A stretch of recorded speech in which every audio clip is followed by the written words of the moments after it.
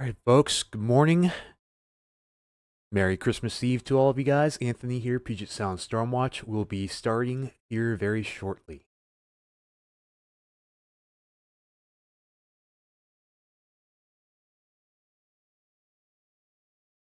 So just hang on tight, folks. Just a moment here. Definitely got a lot of explaining to do, and I'm already seeing the unfollows come in. Oh yeah, the mass unfollowing. Kind of expected this to happen, right?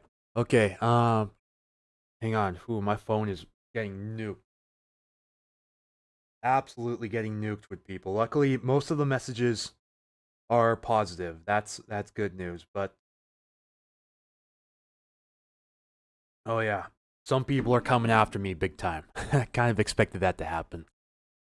Okay, so while we're on the topic of weather, uh, yeah, so here's our system. It's definitely weakened considerably since it moved up here. So we have two things that are going against us for a big windstorm right now. Not only the weaker pressure than forecasted by pretty much every model out there, it's even weaker than the Euro was showing originally last night. If we go and look at the approximate pressure, it's around 990 millibars. And it's a bit farther east than you want it.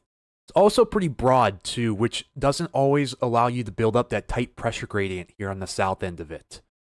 The pressure gradient is lackluster. And a reasoning for that, too, is because there's also this area of low pressure on the backside, too. This isn't going to affect us at all.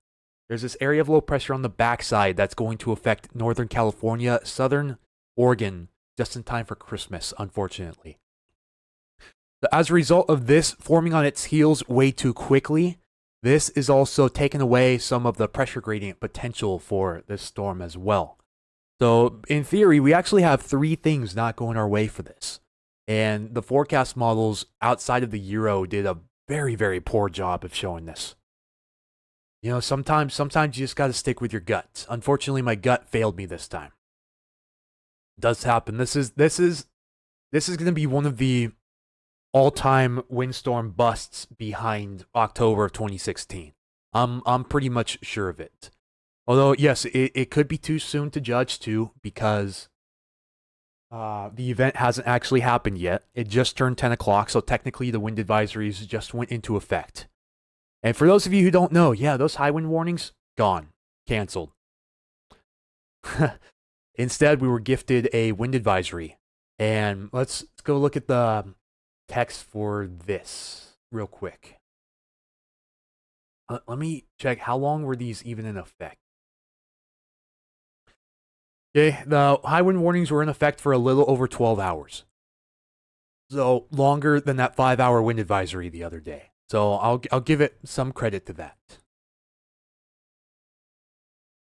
But yeah, they're going bare minimum for a lot of areas here. This is the Puget Sound alert. So remains in effect until 7 p.m. this evening. South winds 20 to 30, gusts to 45, a gust to 50 cannot be ruled out in areas closest to the water. So they're riding with the bare minimum here. This storm today, if it goes as they're saying here, is not going to be remembered for sure. It's gonna be one of those things that gets dusted under the rug.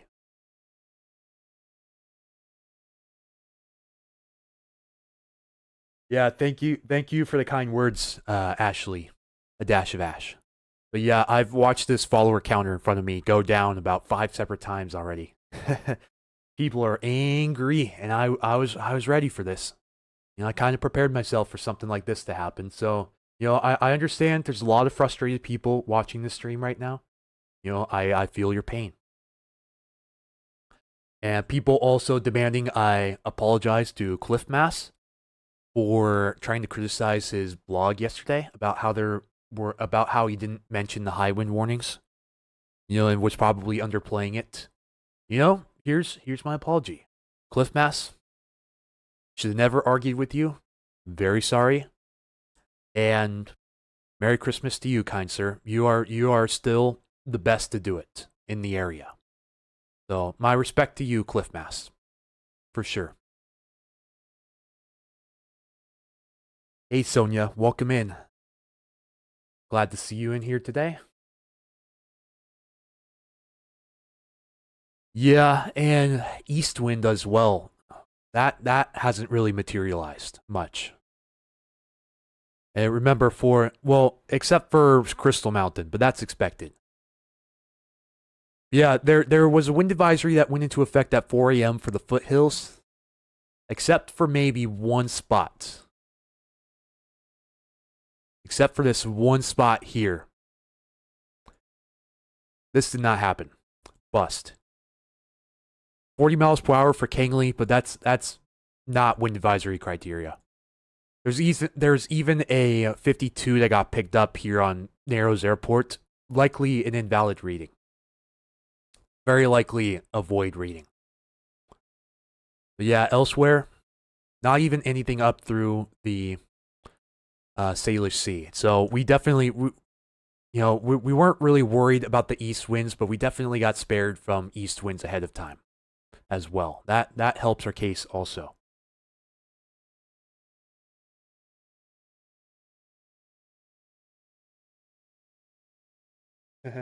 Sorry, not hater, hate. Yeah, I didn't see your original message, so it's all right. Yeah, it's a Christmas Eve blessing. It's also not a blessing either because thought we had so much trust in these weather models and they betrayed us. Everything except for the euro really betrayed us, and the euro once again maintains its superiority over everything else. It's just clockwork how that turns out. I'm not doing the plunge. Ben's doing the plunge. Go follow up with Washington Weather Chasers. I'm just eating crow to all of you guys right now. I already said if this doesn't pan out, I will openly call out my defeat to all of you guys. Great wind and gusts around 7 a.m. Are you up in the foothills by chance? What's it looking like for winds? Much less. It's probably not going to be very windy at all. I know a lot of you guys are saying your barometers are low. Yes, that is true. But it's the pressure rise behind low pressure that matters. And go look down here. There's already a low pressure system forming in wake of this one. This is not going to affect us. Just a heads up. It's going to affect Northern California and Southern Oregon for Christmas. But this is not going to affect us. But this is also having a huge effect on the pressure gradient here too. If we didn't have this would probably be higher pressure down here. And this would be a much tighter gradient. And this difference in pressure on track probably wouldn't matter as much for a big windy day. But we have this to work with too, and this definitely formed and got deeper than forecasts were showing. So there's another failure mode right there. Yeah, so track definitely panned off to the east a little bit. The storm is about 6 millibars weaker than most models showed. It's actually weaker than the Euro was showing last night, which is a surprise too. And we have this low pressure system forming in its wake that is keeping a minimal pressure gradient. So the pressure rise is probably going to be little to none over a small period, rather than a steep rise like we had last Wednesday morning. So several different failure modes. This forecast will forever go down as one of the trickiest, if not the trickiest I've ever written up. But, I just have to admit, I failed. But for a lot of people, it's a good thing that it was a failure because a lot of people want the power to stay on for Christmas Eve. Man, no fun getting that plunge. I didn't promise the plunge. Ben's the one that promised the plunge. I guess it's a little too soon right now. It's just a little too soon. Just too bad the forecast models waited until less than 12 hours to completely turn their backs. Her, RFS, I'm looking at you guys. I'm staring at you guys. Just looking at the trees outside, not even swaying an inch. Yeah, so again, here's our system. Broad area of low pressure. Nice little bent back occlusion moving through very shortly. And then the pressure rise right behind it. But the pressure rise looks little to none. It's only about an 8 millibar gradient across the state of Oregon. That's not impressive at all. Yeah, I know it wasn't just me. Don't worry, I'm not beating myself up too much.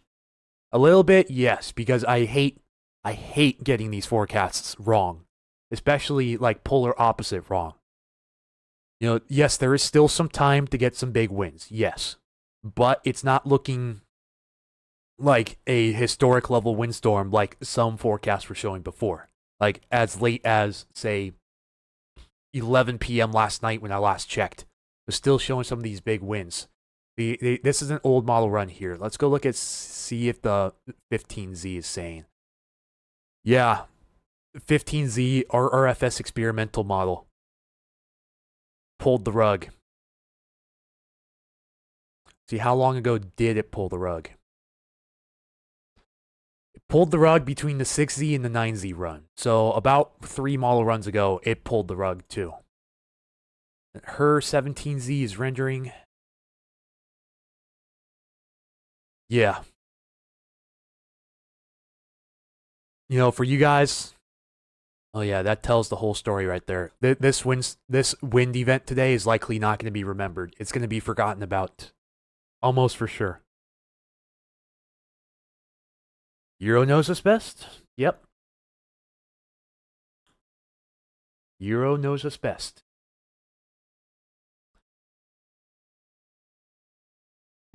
Well, I've seen one follower to like 10 unfollowers already. Yeah, I appreciate all of the kind words from you guys, but there are some of you guys that are just absolutely ripping me right now. Like a couple of you guys saying I apologize to Cliff Mass. Yep, I just openly apologized to Cliff Mass about 5 minutes ago.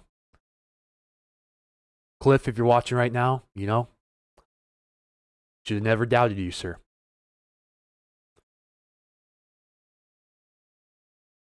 Definitely, I'd say this is well, this is my second biggest forecast bust since I've been doing Puget Sound Stormwatch. I guess you could say it's third, because I'm going to say it comes a little bit under the October 2016 storm right now, which was supposed to be up there with Hanukkah Eve and Inauguration Day, but it took a little bit of a wobble to the north and completely missed us. This one took a bit of a wobble to the east and will likely miss us, barring anything stupidly crazy happening over the next couple of hours. This one's likely going to be one to erase for sure. Definitely still the biggest forecast bust all time was March 26th of this year. Like that was a horrifying bust for sure.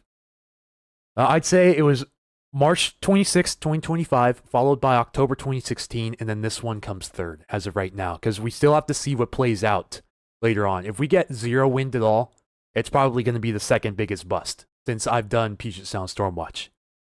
And to let you guys know, I've done Puget Sound Stormwatch since February of 2013, but I've only gone full time here since this August. But I started going a little bit more in depth beginning early 2024, I think. It was around the time that I monetized the Facebook page, and that's when I started going a little bit more all in on this thing. But it wasn't since August of this year that I really dove all in first full time to do this as a full time gig. Things happen, but yeah, what if it happened and nothing was said? That is very true. Yes. People ripping you can heck off. Yeah, I've already lost about. I've counted probably 15 followers. Let me actually go see this in real time. I've gotten some pluses, but I've gotten more people unfollow than follow at this point.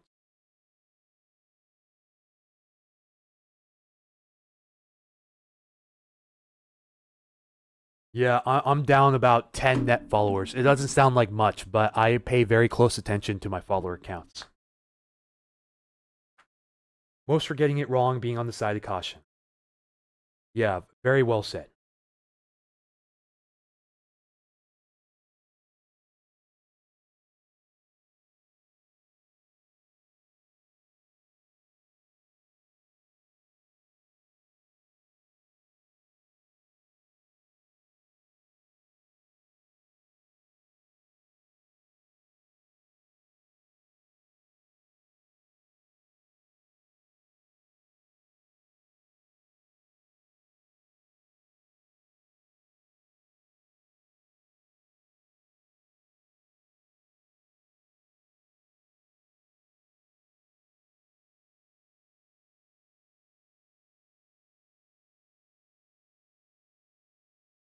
Just commenting an update on my post.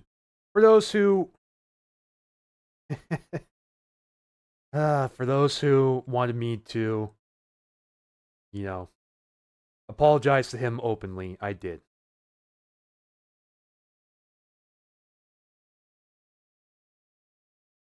Okay. The timing and wind gusts change for Enumclaw Buckley area. Timing is still the same right now. The wind gusts are probably going to be down considerably. I think they decked it down to 40, which still seems like a lot. You know, we still have soil moisture issues, so there could be some localized damage for sure. But it's just too difficult to tell since the event hasn't really started yet. You know, the wind advisories are in effect now. Yes, for I think the entire area. Let's go check on the northwest interior, see if they extended that to start earlier. Or did they just let the product go altogether? Let's see here. They might have just canceled it altogether for them.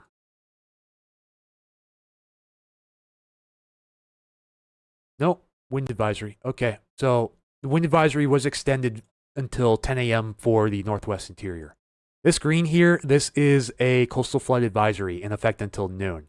For minor tidal overflow possible with the low pressure coming up from the south. There's gale warnings in effect for the waters. I don't know. They could easily drop those to small craft advisories if they wanted to. But yeah, Portland should be getting the big wind by now. And what's it getting? Absolutely nothing. Zilch. This is probably going to go down as one of the all-time busts, for sure. I'm almost sure of it.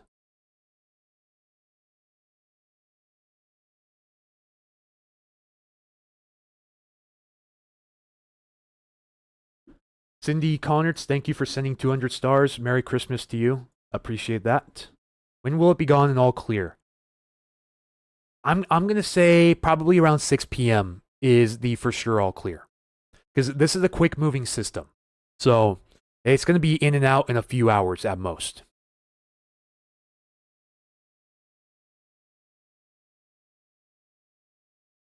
Yeah, Green Eye Breeze, if they unfollow you, consider it a gift. Probably don't want the negative vibes anyways. Yeah. Just wouldn't be surprised if we have the troll comments come in today if I issue a few blocks. I also posted the update to TikTok as well, and I'm gonna see if I get. I'm probably setting myself up to get absolutely flamed on TikTok, which I'm kind of ready for at the moment. So far, not seeing any comments, so that's good news. But yeah, I bet later on it's probably gonna get ugly on TikTok. 40 miles Grace Harbor southbound, steady 20 knots out of the west. Out of the west. Okay. Interesting.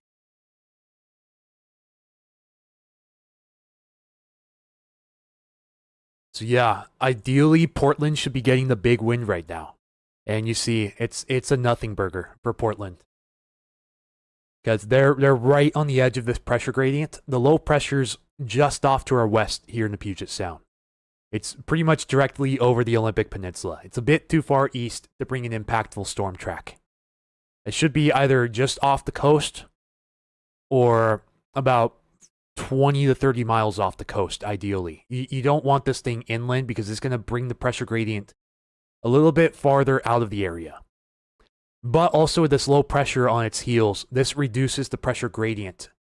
So if that low pressure wasn't there, we probably still would have had a semi-impactful storm. But that low pressure down there definitely is saving us.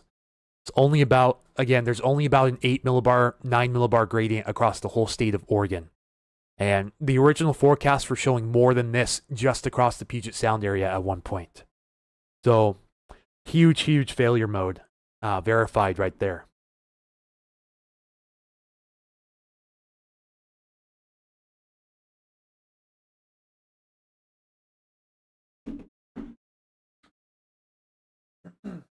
There's a double low.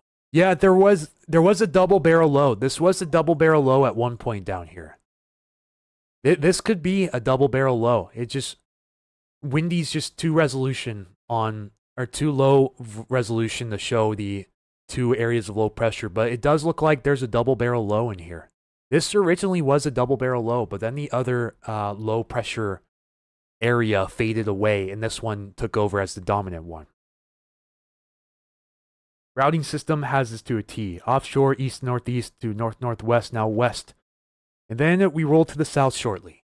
Yeah, so winds are still offshore at the moment. We haven't had the switch to onshore. That should be coming in the next hour or so across much of the area, especially south of Olympia. The wind shift should already be beginning down there ideally. Let's go check some wind barbs real quick. Yeah, see, so the wind shift has begun down here in Portland. Anything that doesn't have the wind barb with just the dot means no wind at all. But it looks like Astoria is starting to transition back to onshore. But see, the coast here, Washington coast, is still offshore. We're still offshore here in the lowlands in the foothills. So that transition to onshore has not begun yet. The southerlies are quickly working their way up from the south. Should be in Olympia in the next half hour to 45 minutes, I'd say, roughly. And that's when we'll likely feel some of the wind. But again, it's not expected to be impactful by any means. In local areas, possibly.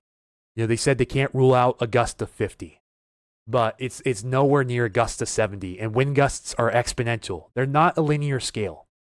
So you would think that 70 miles per hour is 1.4 times greater than 50, right? That's wrong. It's actually, if I recall correctly, it's more than twice as strong. Maybe even 2.5 to 3 times as strong as a 50 mile per hour gust. It's exponential scale. So wind, like a lot of things in nature, is not linear. It's either logarithmic or exponential. It just depends on the application. Foggy and Carbonado. Yeah. That is weird because offshore winds down the slopes are usually drier. But it's probably just because these upper level winds from the south are working their way in and mixing down some of this cloud cover. Then again, the east winds aren't too strong, so we may not be getting east winds far enough into Carbonado to really dry out your air mass down there. So the south winds are probably beginning their transition around the area here very shortly. So once this 994 passes into the area, right behind that, that's going to be the pressure rise. But it's only expected to be around probably 2 to 3 millibars per hour, which is not really that impressive whatsoever. But yeah, down in Portland, it looks like it's just on the cusp of Longview right now. The wind shift from easterly to southerly. I'm still not seeing a single twig move outside. Pretty much tells you all you need to know. Love a Nothing Burger. It was definitely a fun one to watch. Yeah, it's not so fun as a forecaster. And that's one reason why I'm disappointed, because I put so much time and thought process into trying to get a semi-accurate forecast just to have it blunder. But I'm also appreciative that it blundered because it's Christmas Eve and I actually want to have a Christmas this year. Believe it or not.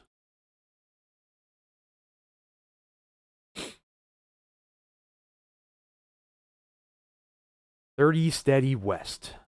Thank you for the heads up.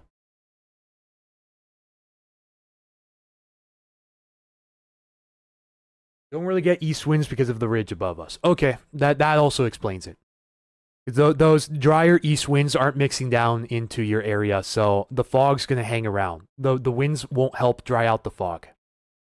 If you're sheltered from the east, then you'll likely still have plenty of moisture down near the surface.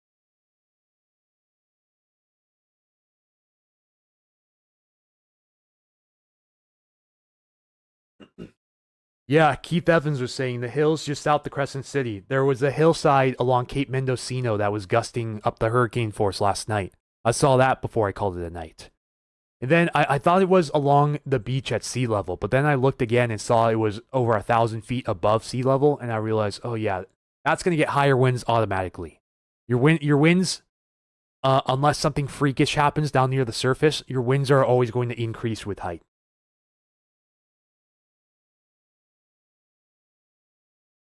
Very quiet in Shelton on Hammersley Inlet, Church Point. Thank you for the heads up.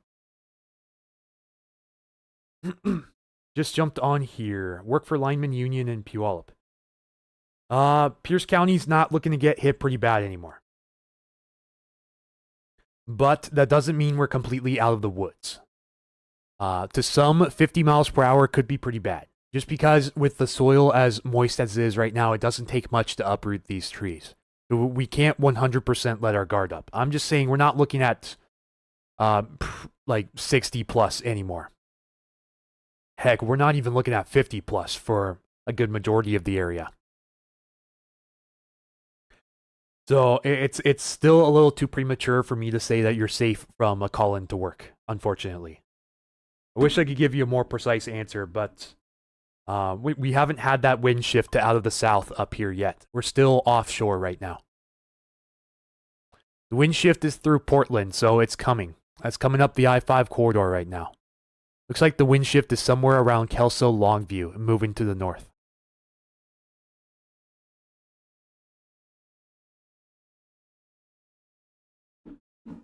Enumclaw, wind speed 3 miles per hour, humidity 98%. Whew. Yeah, that's rough from an east wind perspective. Wow. That's for the east wind forecast, that's pretty embarrassing. Finally seeing a tree move just a little bit.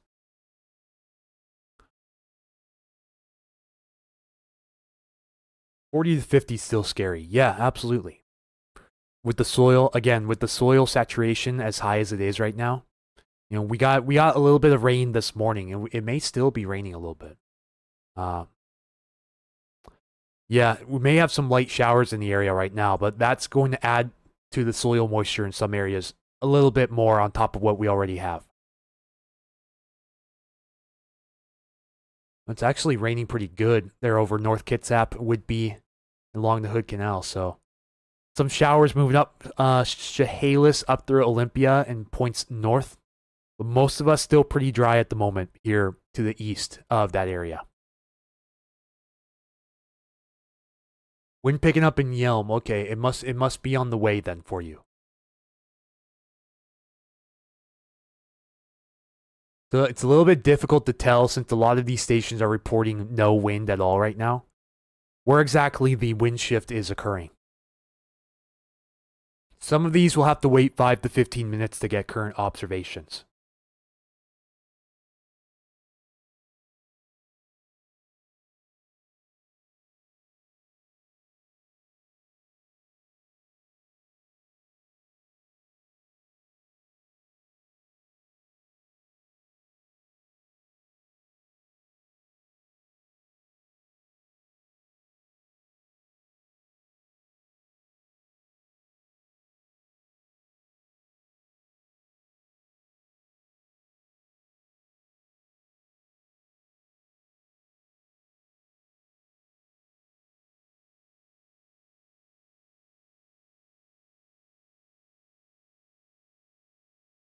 Trying to answer because I'm finally getting some comments here on TikTok.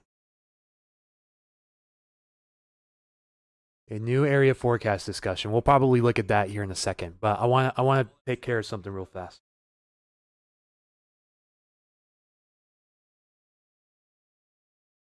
But so far, you know, not seeing any hate comments, so that's good.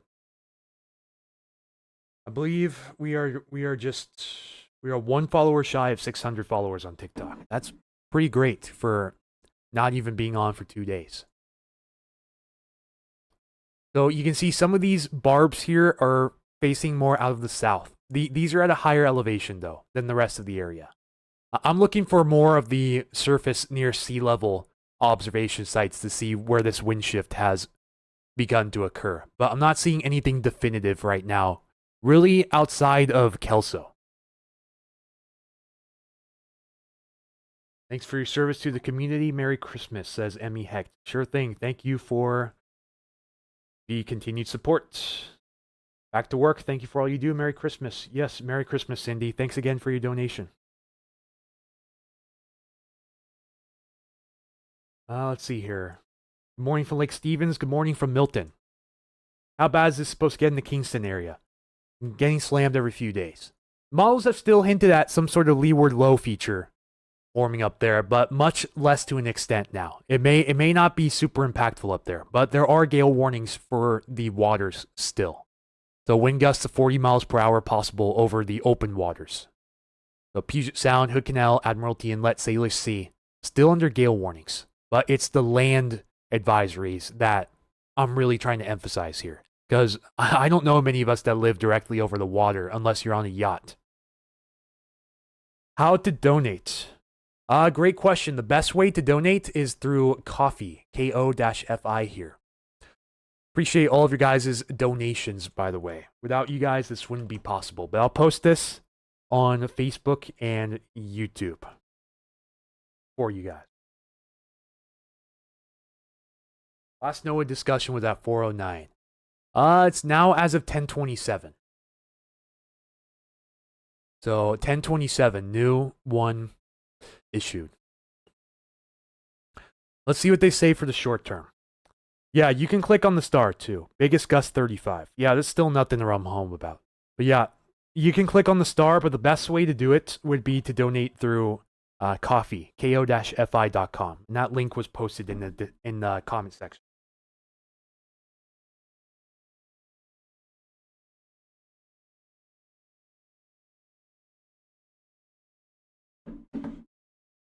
Eve, 40 degrees, no wind, 94% humidity. Yeah, he's up in Bellingham.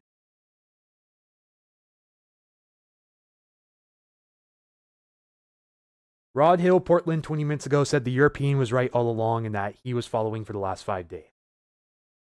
Yep, the European seems to have taken the cake. We just wait for the wind shift and see what happens, pretty much. We're in the nowcast zone. Models are useless right now. No wind yet in Langley. Half block from Saratoga Passage. Thank you for the heads up. Yeah, there should have already been wind up there. At least as far as I know. There should have been some east or southeast wind up there, but it just hasn't happened yet. Anyways, the synopsis here from the AFD as of 10:27 a.m. A low pressure system, although weakening, is moving into western Washington this morning. Strong winds are still forecast, but will be firmly within wind advisory criteria rather than that of high wind. Light precipitation is expected today and Friday. An upper level ridge is favored this weekend and the early next week for drier conditions. So, short-term relief returns once again for the Pacific Northwest, most likely. So who knows? We may get out with the dry New Year's. That would be a nice way to ring in the New Year, is having a dry New Year's. So short term, the only change made this morning was to reduce the headlines for the wind down from high wind to just wind advisories through the I-5 Puget Sound corridor. The latest high-resolution models have reduced the maximum gusts to between 40 to 45 miles per hour across the area with isolated gusts to 50 possible. The higher gusts are the most likely along the immediate shorelines of Puget Sound. Timing on this event has not changed much, with the southerly winds expected to begin around noon and last through 7 p.m. And then they reiterate, wet, saturated soils from recent rain and flooding does have an impact on trees, which may be more susceptible to wind damage, so do exercise caution. I'm glad to see they communicated that with the wet soil. That was refreshing. Then, let's see here. Marine. Weakening surface low is moving northward along the coast this morning. Latest wind forecasts have decreased dramatically, allowing for gales over the coastal waters and West Strait to be downgraded to small craft advisories. Okay then. So the inland waters have been downgraded, I suppose. That's what they're saying. However, gales through the inland water remain through this evening, where winds are still forecast to remain strongest. Surface high pressure will build across the waters this weekend for a quieter period. Winds easing over the weekend, but with the lighter winds comes a threat of thick fog. And that will also apply to the lowlands as well. With the ridge in place, That will allow for fog to form overnight and early in the mornings for some areas where it could be particularly dense. You can't count out the chance of some freezing fog in some areas too, especially some low secured valleys. Like the ones surrounded by hills, like Puyallup River Valley, for example, White River Valley, could have some freezing fog in some of those areas this next week. Yeah, the wind shift does not happen yet. 67 nautical miles northwest of the bar. Not windy in Enumclaw. Yeah. Good morning, no wind in Enumclaw. Okay. That's about 4 people in the Buckley Enumclaw area that have reported no wind. So good to see there's agreement among the audience. Yeah, still not a single tree branch moving. So what the NWS is saying is that this wind shift should occur over much of the area by noon. So we still have about an hour and a half of waiting for this wind shift and then seeing what happens from there.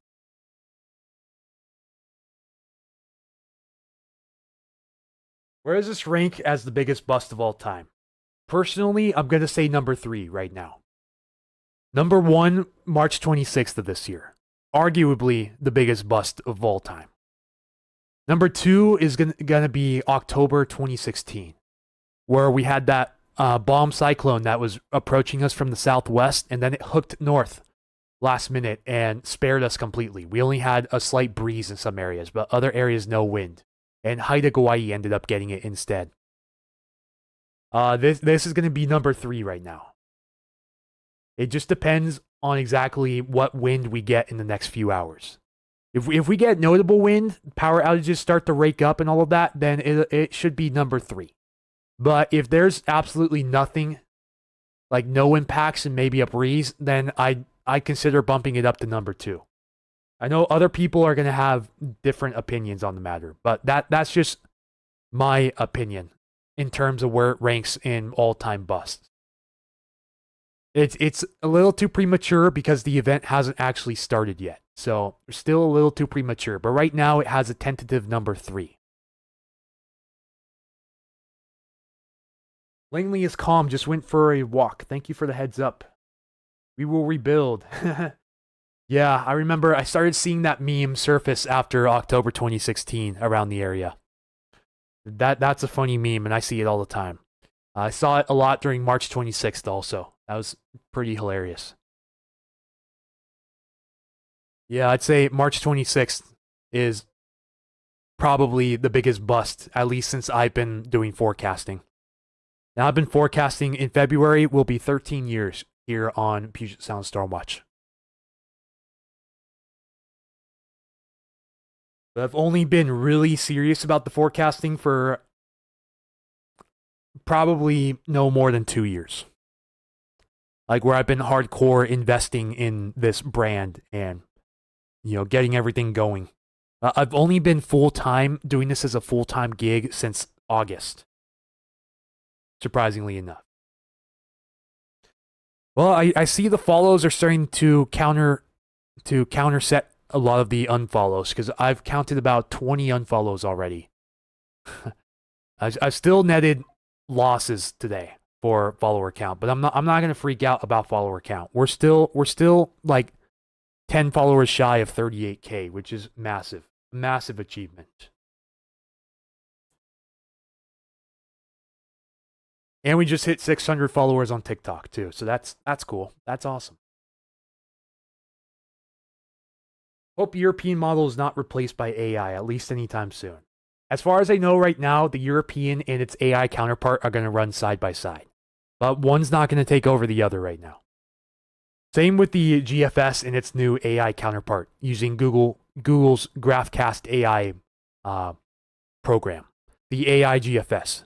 Very original nomenclature, if we're being honest. Mother Nature can outsmart even the brightest forecasters and computers. Yes, Mother Nature cannot be defeated. And remember, Mother Nature doesn't follow any lines either.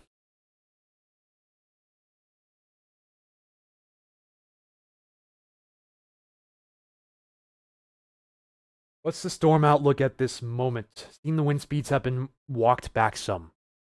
They've been walked back considerably. So the storm outlook at this moment is a shell of itself compared to what we were talking about just last night. Like when I wrapped up the stream around, what was it, 10:30 or so? Probably around 10:30 or so. We still had a few of the high resolution models showing a big blow. But then after I fell asleep, between the time I fell asleep and woke up this morning, Gonzo, they betrayed us. So right now, the wind forecast is about sustained winds, probably 20 to 30 out of the south this afternoon, with gusts 40 to 45 and an isolated 50 possible. And that is the entire area. The entire area is pretty much under one generalized wind advisory now.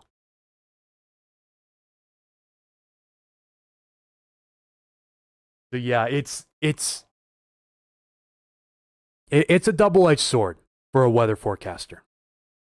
You know, because you're glad to see that it busted because it's Christmas Eve and no one wants that for Christmas Eve, but it also sucks for you because you spent a lot of time and resources getting this forecast, trying to nail this forecast over the last couple of days, and it just backhands you at the very last minute. That's borderline demoralizing for a forecaster. You know, I'm no professional. I'm absolutely no professional whatsoever. But I do take pride in my work. And that's one thing that I think sets me off from a lot of people. But us Pacific Northwest weather forecasters, you know, we're all a team in this.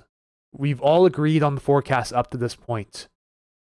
And we're all disappointed with how our forecasts turned out. You know, so all of us are taking the L together on this one. Behind the scenes.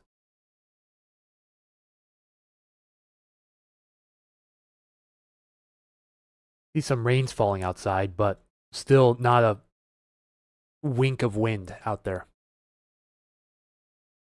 Yeah, see, it's already weakening pretty rapidly.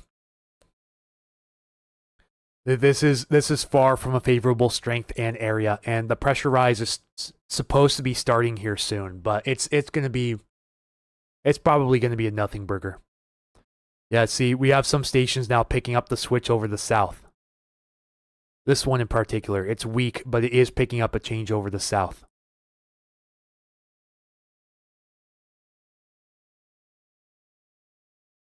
But it looks like a lot of the Puget Sound area is still offshore at the moment. So once we switch over to out of the south, that's when the wind's going to pick up. But we're still probably an hour and a half away from this area getting the wind. See, some of these, again, these are higher elevations, so I don't trust them as much as I trust the surface level observations. But it does appear we're starting to switch over to southerlies up the I-5 corridor in Lewis County. Snohomish County Fire District 4, thank you for the kind words. Sorry I wasn't able to give you guys an accurate forecast ahead of time, but do appreciate you guys sticking around. Thank you for sharing our posts as well. Again, yeah, shout out Snohomish County Fire District number 4, everyone.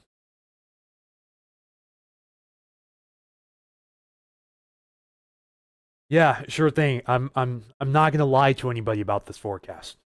Yeah, I'm like I said, I'm going to eat the crow. Like some people said, maybe put a little salt and pepper on before you eat it. But I'm going to eat the crow, and going to suck up my pride and admit the L.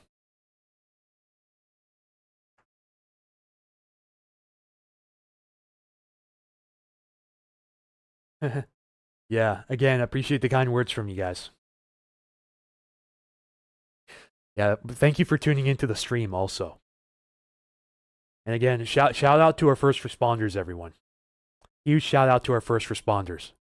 You know, they've worked, they have worked tirelessly the last 3 or so weeks with all the flooding in the wind from before. You know, Merry Christmas to you guys up in Snohomish County. I had to say that. From a Pierce County resident, Merry Christmas to you guys in Snohomish County. Keep up the good work, first responders.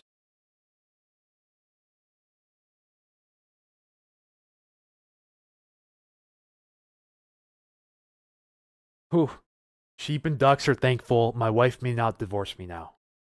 I suppose that's good, right?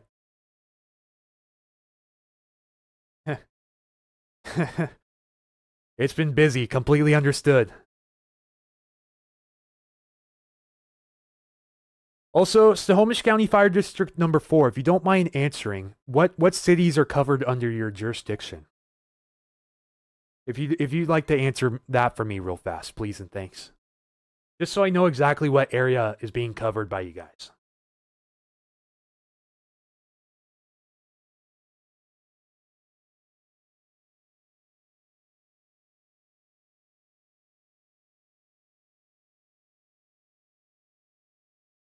If you're eating crow, at least it is coming with some special sauce of less damage.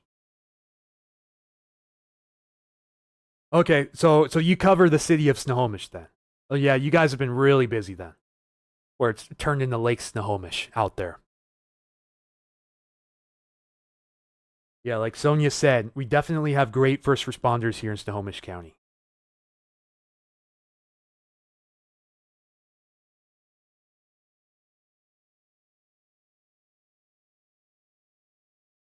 Okay, so you guys run with Everett. Yeah, I saw the Everett Fire Department also follows me, like the city fire department. So you guys run with Everett and you cover the Snohomish area. Awesome sauce.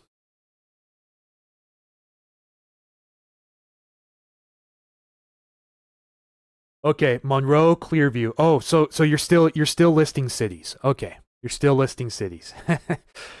Sorry, that was a little bit premature. So, Fire District 4 covers Snohomish. They run with Everett, and they do Monroe, Clearview, Lake Stevens, and they might still be typing.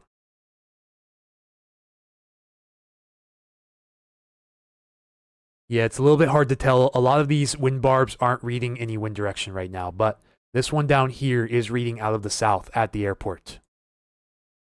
It may have had a weak changeover to southerlies here in Chehalis.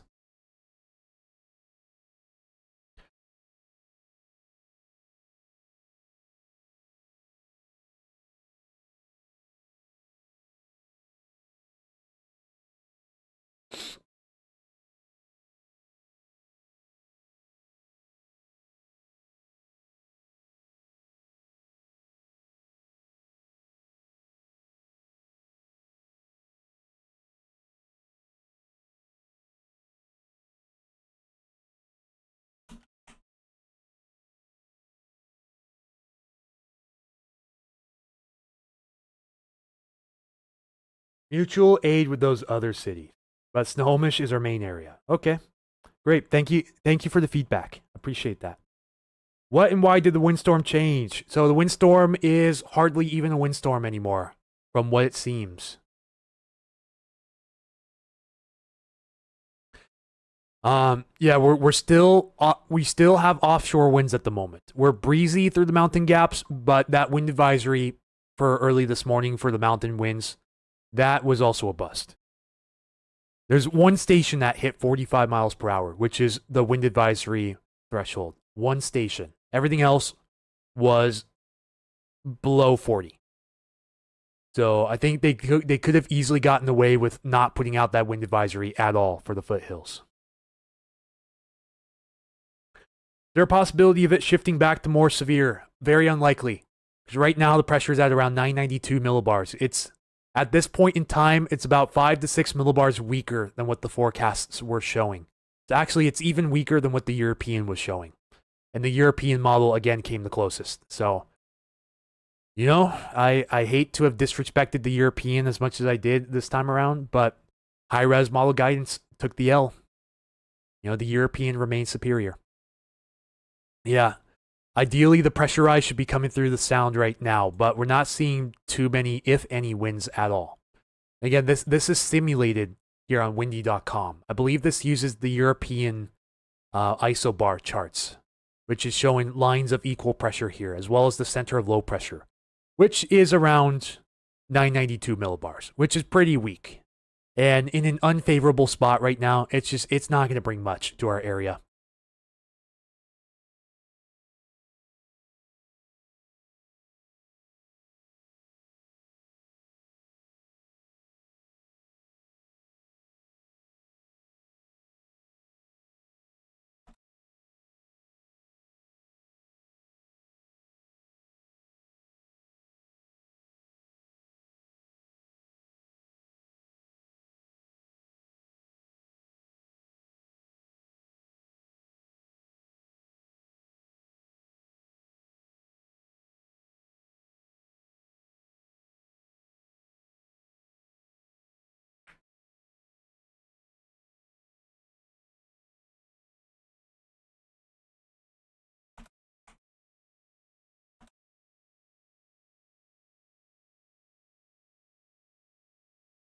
Got it. So, yeah, the main couple of reasons why this isn't impactful, and there's about 3 of them I can lift off the top of my head right now. If Windy doesn't crash. Hang on just a second. Reloading.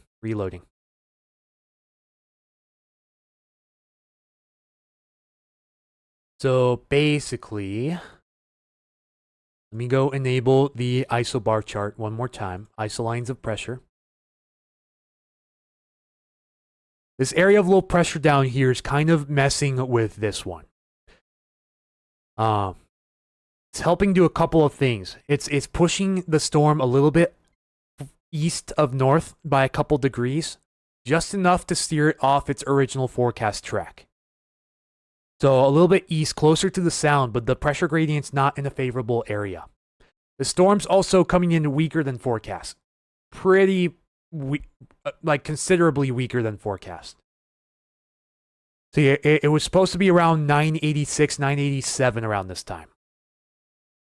And then we have this guy forming down here. And as a result of this guy forming, the pressure gradient is minimal. See, it's only about 8 millibars from, let's say, the ocean beaches down to Coos Bay. That's not very much at all. If this was replaced with high pressure, then we'd have a tighter gradient, and these changes up here probably wouldn't matter too much. But that low pressure forming behind it is definitely balancing out the pressure gradient quite a bit more than it would if that wasn't there. But this is not going to affect us up here in the Puget Sound. This is going to affect Northern California and Southern Oregon for Christmas. Could pull a little bit of wind in from the east. Just a little bit. But yeah, several failure modes are verifying right now. Hate to say it, but it is what it is. On the other hand, saw possibility of snow showers Friday night. For the higher elevations, I can't rule it out. I even heard some areas reporting a rain-snow mix as early as last night. But down towards the surface, it's pretty darn unlikely. If you're like 1,500 feet and up, there's a good chance you'll probably see some flurries sometime this week. At the very least, a rain-snow mix, maybe some flurries if you're lucky. But if you're anywhere below 1,500 feet, the chances are going to be little to none.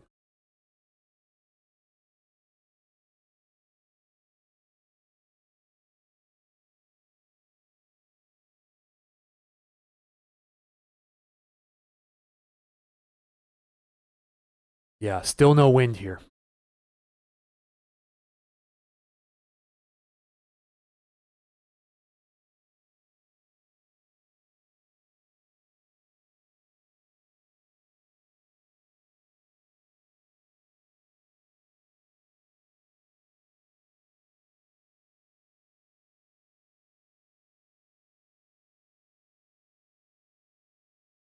All right, back to YouTube. Not predict where the low is going to go. Absolutely. Cannot accurately predict. One little perturbation in the path and your whole forecast is a bust. In this case, that's what's happening. And there's another unfollow. They just keep on coming.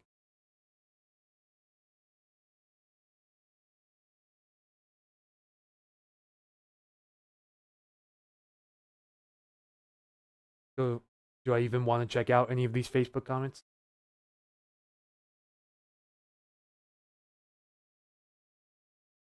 Yeah, it's reminding me. It's definitely reminding me of October 2016, without a doubt. The windstorm that never was. If that windstorm verified as originally forecasted, and I remember, I was about to turn 17 at the time. So I wasn't fully into Puget Sound Stormwatch. I was doing it as sort of a hobby from time to time, and my posts were very occasional. Very infrequent posting back then. So I wasn't too in depth on the forecast, but I remember watching Michael and the others talk about it.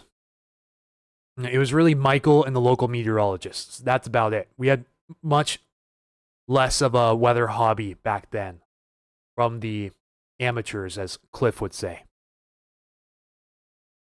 But I saw their model post and I thought, okay, we're gonna get whooped by a bomb cyclone October 2016, and then it hooks to the north and spares us. Kind of feeling a similar feeling this time around, but it hits much harder now that I'm doing this full time and seeing people rely on these forecasts, and it just didn't work out. I'm definitely having some flashbacks from about 9 years ago with that bust of a forecast. Stranger Things comes out tomorrow. Hey, there's something to look forward to. Now we can look forward to the snow season. We'll see about that. We will just have to see about that. Because there's still atmospheric river potential going into next year.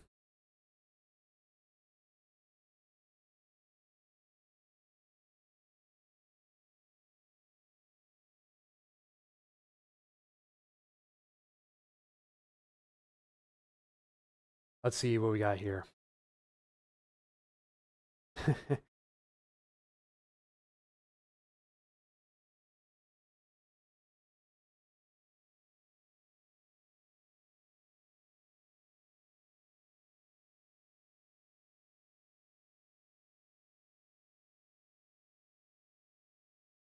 Thank you, Emmy Hecht, for becoming a subscriber on Puget Sound Stormwatch. Again, appreciate the support from everyone, even during this difficult forecasting time. Yeah, I'm still not seeing any definitive switch to southerlies. At least north of Chehalis. It's a little bit subjective at this point. Because we don't have much weather station coverage down here, and a lot of them are reporting little to no wind at the moment. But we've definitely had the southerly switch over south of Longview. And we're getting some strong westerlies in through the Columbia River Bar right now. So Astoria area getting some strong southwesterlies. But that's onshore. So the system has passed through down there. And it looks like maybe some of these stations are starting to switch out of the west as well. Westport, for example, Westport, Grayland, Cohasset Beach. Looks like they're starting to switch over to onshore. Possibly even Olympia Airport. Looking like it might have had its switch. But again, the winds are little to none right now.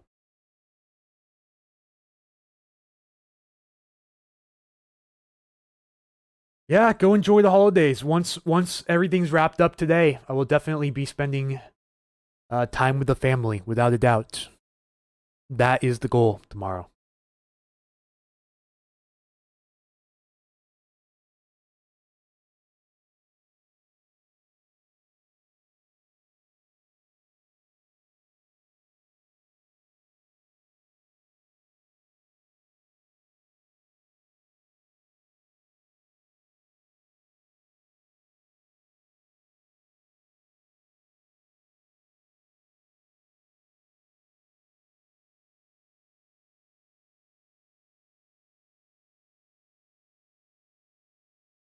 I think Facebook's a little slow on notifications. The Chuck Smith, if you're watching right now, I may have completely butchered your last name, but Chuck Schmidt, I'm guessing. Thank you for becoming a subscriber here on Facebook. Yeah, Merry Christmas to you too, Green Eyed Breeze. Merry Christmas. And Merry Christmas to everyone watching. If you're just tuning in for a little bit and heading out, Merry Christmas. We're just watching the wind gusts in real time right now, and there's really not much to watch. This is already looking like a historic bust, in my honest opinion. Even if the wind hasn't started up yet.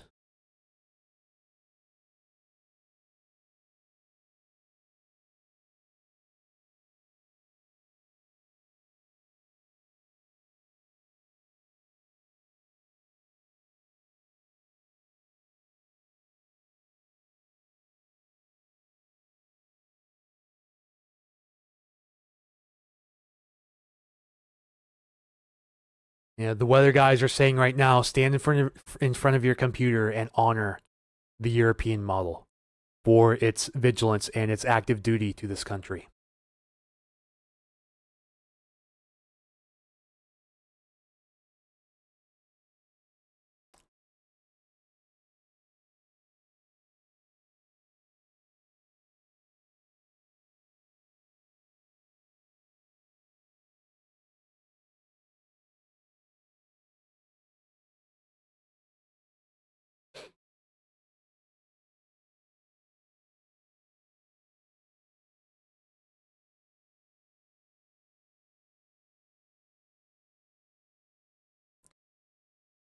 All right. Yeah, Merry Christmas to you guys as well. Merry Christmas, Jasmine D. Merry Christmas, Kim Leonard. Billingham has 994 millibars. Yeah, it was supposed to be way lower than that by this time. Depending on how these stations are calibrated, there's just not much of a pressure gradient at all. There's only about 2 millibars between Everett and Olympia. That's nothing. That is absolutely nothing. Winds up here out of the northwest. Yeah, so your winds are still well, they're onshore by definition, but they're not out of the south. So yeah, I know you still have a long ways to go up there. Long ways. The southerly winds just started picking up here at Tokeland Point.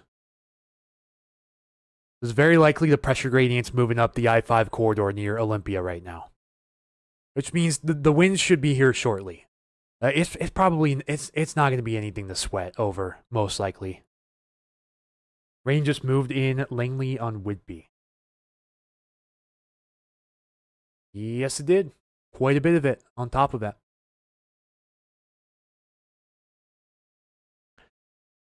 Yeah, that low pressure to our south too. That's mitigating the pressure gradient big time.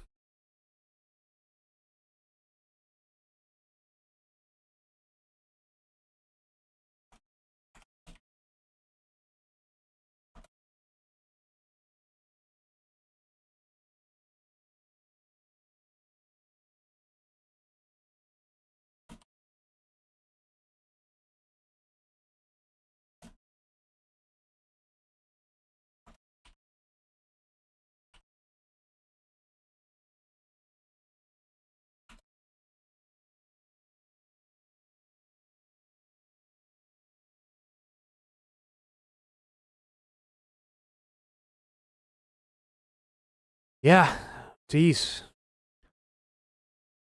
What an interesting series of events this has been. Am I right?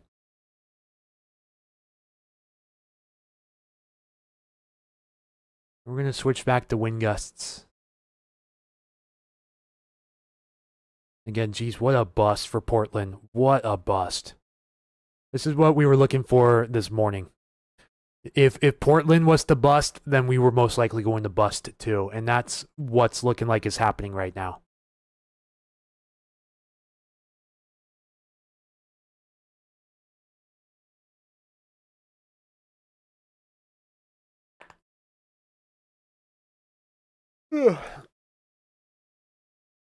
Oh, boy. Whew, yeah. In case I didn't say it the first time, second time, or third time, Merry Christmas, everyone. Here's your present. Getting spared from a historically damaging windstorm.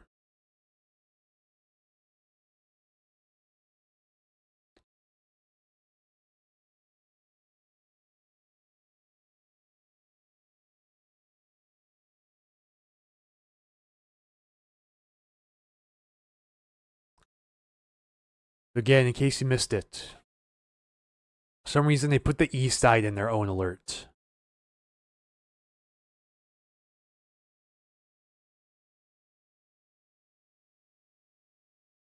Okay, yeah, I see why. Because it's right in between the foothills and the immediate Puget Sound metro area.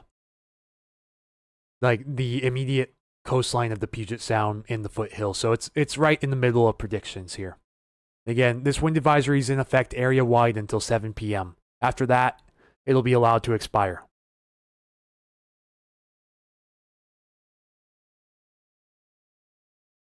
Yeah, this will go down as one of the biggest model blunders in at least recent history. Like, come on, weather models, you can't do that to us. Within 12 hours, are you kidding me? Are you kidding me with that? As Reed Timmer, the storm chaser, would say, you gotta be kidding me, gotta be kidding me, gotta be kidding me. And he says that like 20 times or so straight.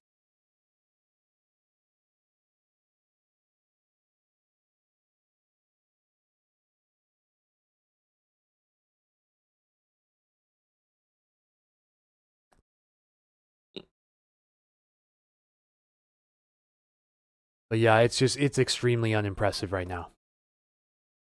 Extremely unimpressive. On the plus side, we all got to hang out here on Christmas Eve. Yes, that is true. That is very much true.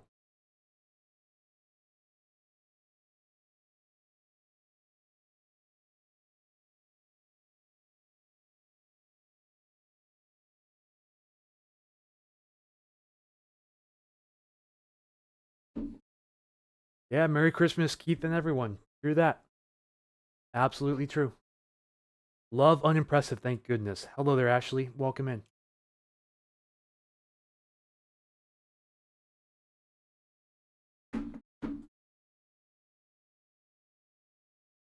Yeah, to think that Portland would be seeing twice as strong as this by now, if we were to look at forecasts 12 hours ago, is just beyond me.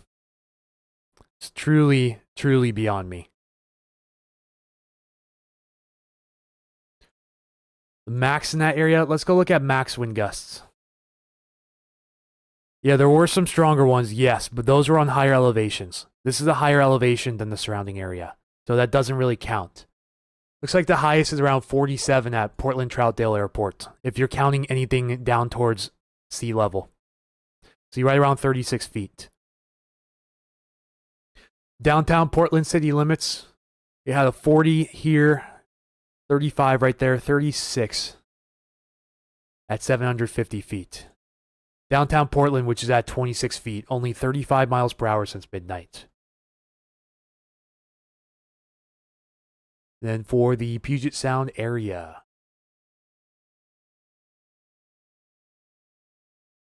you may see that 78 down there. That's no big deal. Crystal always gets winds that strong.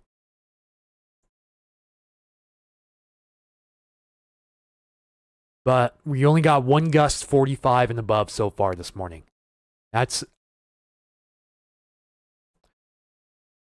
is at the Snoqualmie River Bridge Homestead Station run by the Washington State Department of Transportation. Everything else, other than this 40 at the Kingsley Station, pretty much nothing. And that's just for the east wind. Let alone, that's just for the east wind. So the east wind forecast was a bust. Most likely, almost certainly, the south wind forecast is also going to be a bust.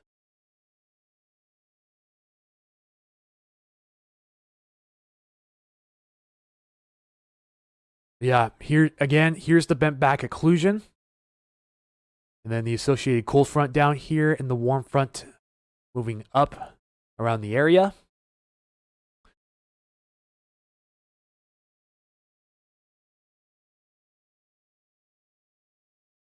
And yeah, it's just not only did it take a different track, it's weaker than forecasted. You know, you really can't predict these things accurately. It just doesn't happen too often.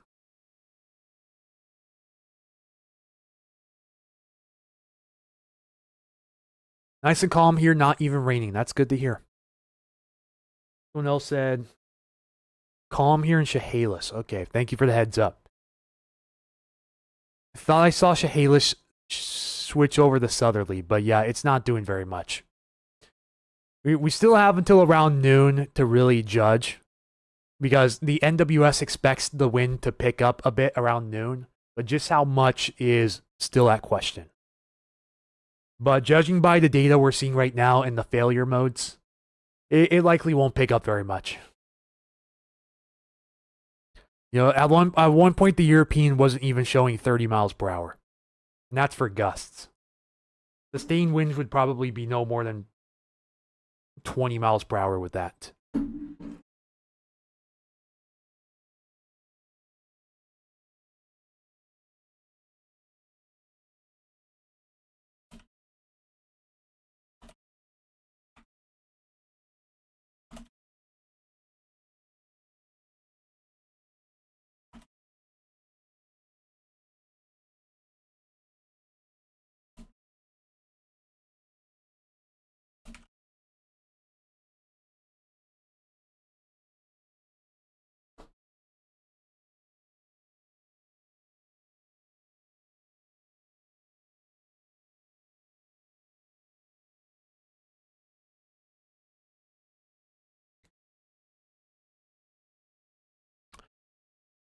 So yeah, that's pretty much it. You know, that covers most of the stream. The rest of the stream from this point on is just going to be watching observations. You know, we're already well outside of model range. You know, it's now cast time. You're probably expecting winds within the next hour. Just how strong, that is the question. But it's not set up to be an impactful event. Sun just came out in Chehalis. Yeah, that must be the south side of the bent back occlusion moving over your area.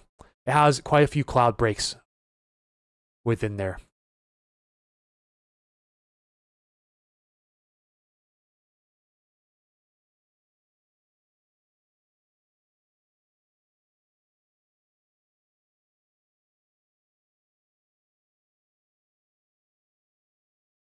Nope, still no wind out here. Rain, snow mix in Port Orchard, no wind. Oh, really? Are you up in the higher elevations? Nice and calm here, not even raining.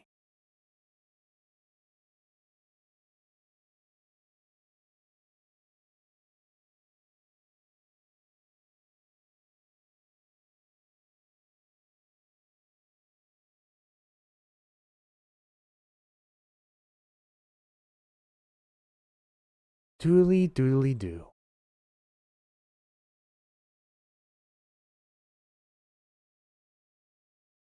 One mile per hour wind, if you would even call it wind in Belfair, light rain. Sounds about right.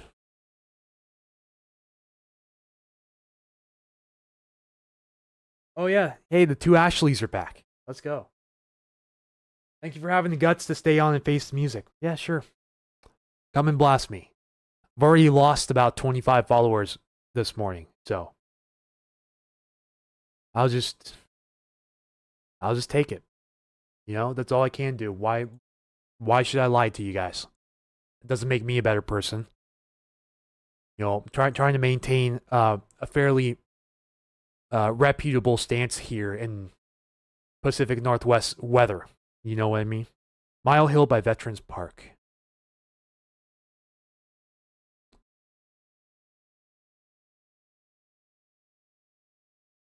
Yeah, you're a couple 100 feet up there, from what I can see. You're not like right at sea level, so a couple 100 feet, you're gonna feel the wind more than at sea level. That's pretty much a guaranteed.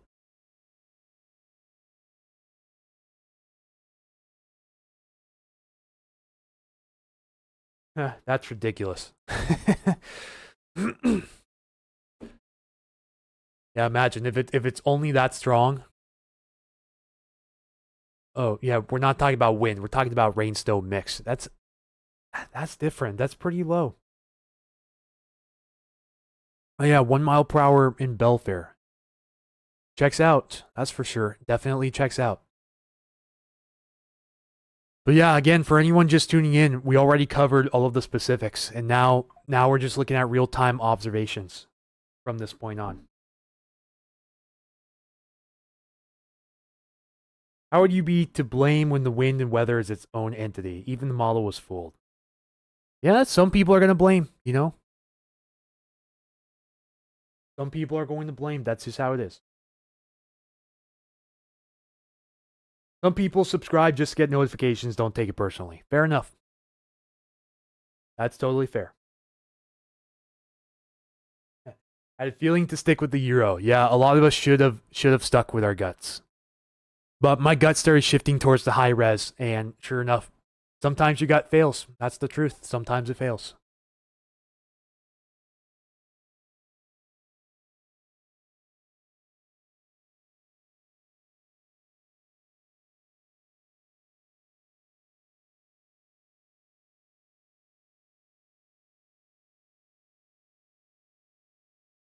Like TJ says, good morning, friends, from a relatively calm atmosphere right now.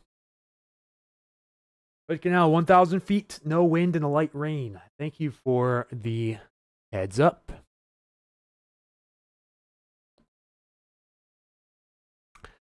Yeah, I feel like we're just watching a nothing burger happen in front of our eyes.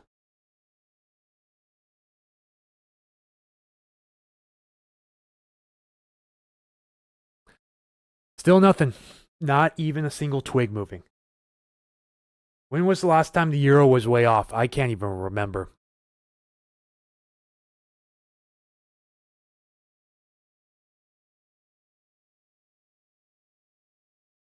I know it's been off a few times, but not by much. Like with the wins last Wednesday, for example, it was off a bit, but it wasn't like a major bust. You know what I mean?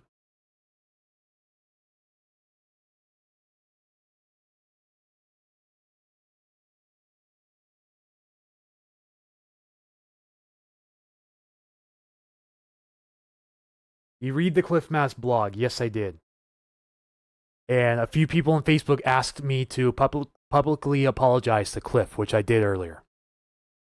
I know he's probably not watching this stream and probably doesn't care too much about what I have to say, but I did open up and show my respect to Cliff and his history of weather forecasting, and I told him that, you know, his forecast won. It was a better forecast.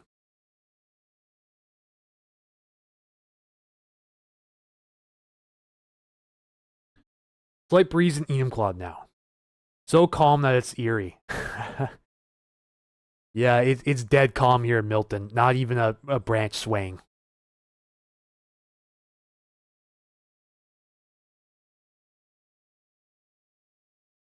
Yeah, the reason people got kind of stale about what I was saying about Cliff Mass was just because I was questioning, really how he didn't mention the high wind warnings in effect for the area and about how he was bashing on us amateur weather forecasters again.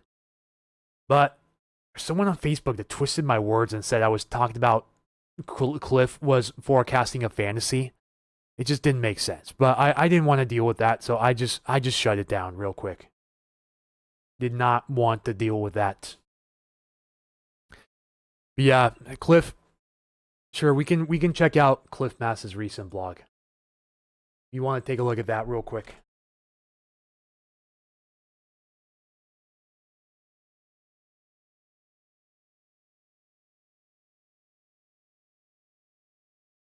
The rain's starting to come down here, though.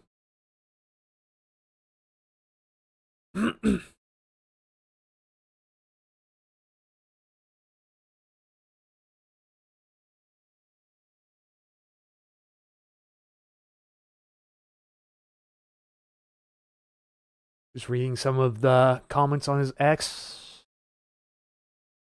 the social media site. Just to reiterate, X, the social media site, not his X.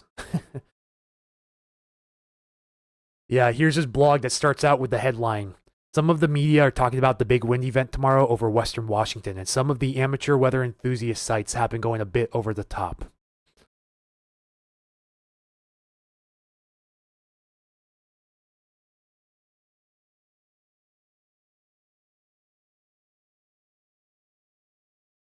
Yeah, I just kind of borderline called him out for the last statement. But you know what? In the end, Cliff won. That's the truth. He won. I lost. And that's the way it's going to stick. Unless something freakish happens over the next few hours, which is unlikely. Longview just started to pick up. Thank you, Katie, for the heads up. But if I leave the house, it will start storming. I'll do everyone a favor and just stay home, I guess. Someone needs to do model analysis of past results. That would definitely be a Michael thing, for sure. That would be a Michael thing without a doubt. Just like how he explains the reasoning of on why it didn't produce. The low is 25 miles to the west, we would be in high wind. Well, there's a few other things going against us too, like the strength of it, but also the mitigated pressure gradient because of the other area of low pressure forming down to the south also. So there's not much of a pressure difference between these two areas of low pressure. If this was high pressure instead, this would be a much bigger deal. But again, the models just did not want to predict this one down here accurately. Didn't even want to predict this one accurately in general. You know, the models were off. Even the European forecasted this low to be a bit stronger at this time.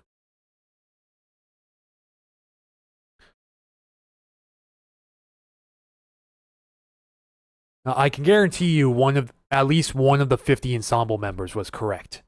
Was completely correct.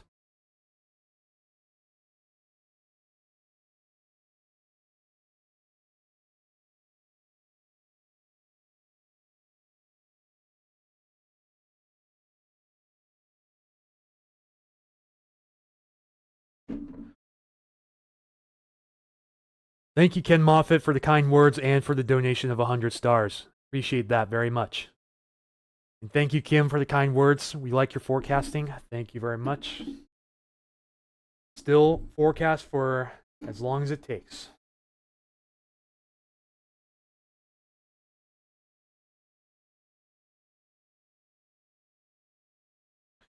Roger that. Thanks for explaining. Yeah, there's multiple things going against us. The strength of the low, its position, and the distance from the other area of low pressure forming. All are huge failure modes that ended up verifying. I bet if even one of these things went in our way, we'd have stronger winds. But everything's going against us.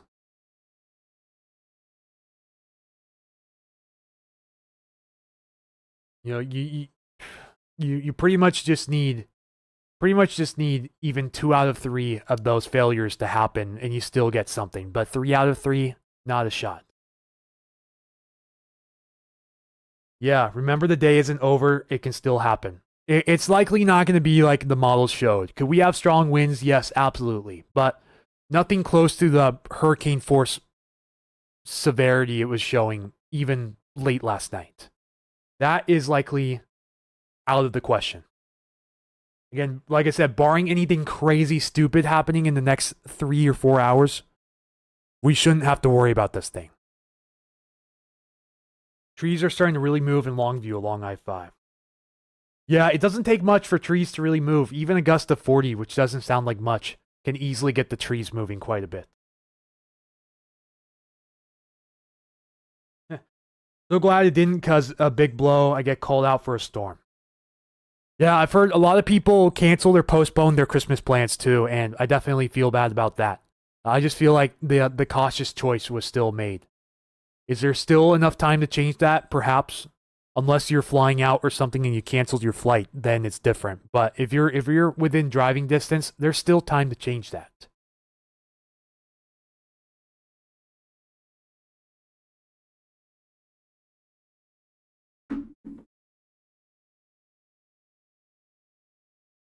Does this have a chance of being the #1 bust of all time? In my opinion, I think March 26th is going to stand as the #1 bust of all time. Unless we have another day that calls for like 3-inch gorilla hail and EF2 plus tornadoes, and that doesn't happen. That's the only thing I could see beating March 26th. This has a chance of being the #2 bust of all time. If we get absolutely no wind at all, then I think this will be the #2. But I think it's a far-fetched reach from #1.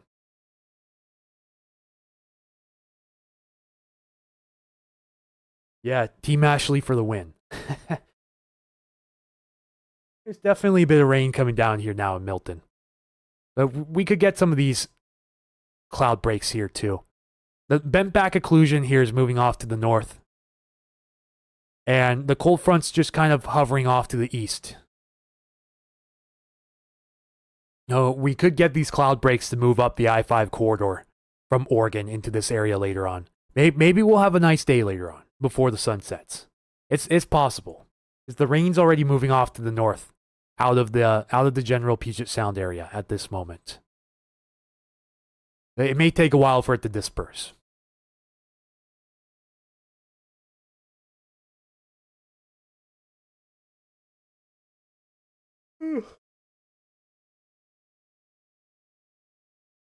As soon as I get off at 12, I know it's going to start raining hard. Story of our lives, right? Someone said biggest bust was 2016. I still think 2025, this year, March 26th, is the biggest bust. It wasn't wind, but it was 2+ inch diameter hail and tornadoes. Yeah. Do I even need to say any more? That was probably the most humiliating forecast I was ever a part of. For sure. And sure, I gained around 6,000 followers, but I lost like close to 1,000.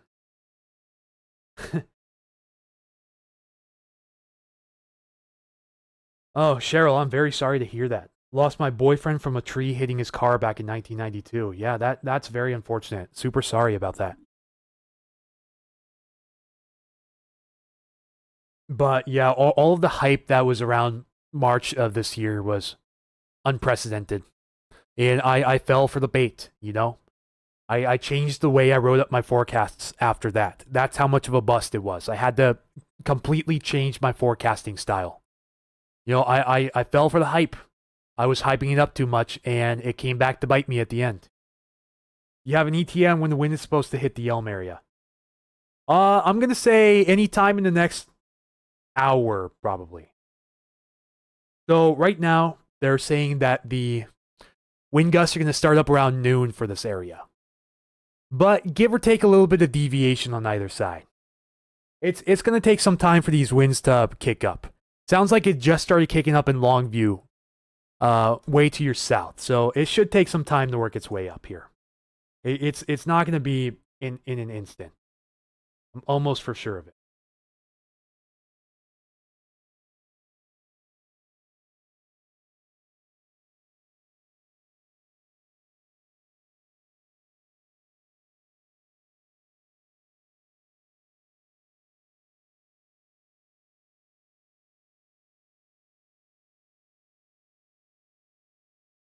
Yeah, sure thing. Thank you for tuning in. And Merry Christmas.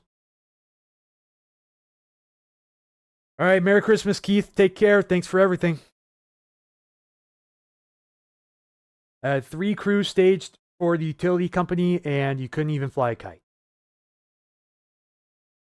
Sounds about right. What do you do in stretches of calm weather?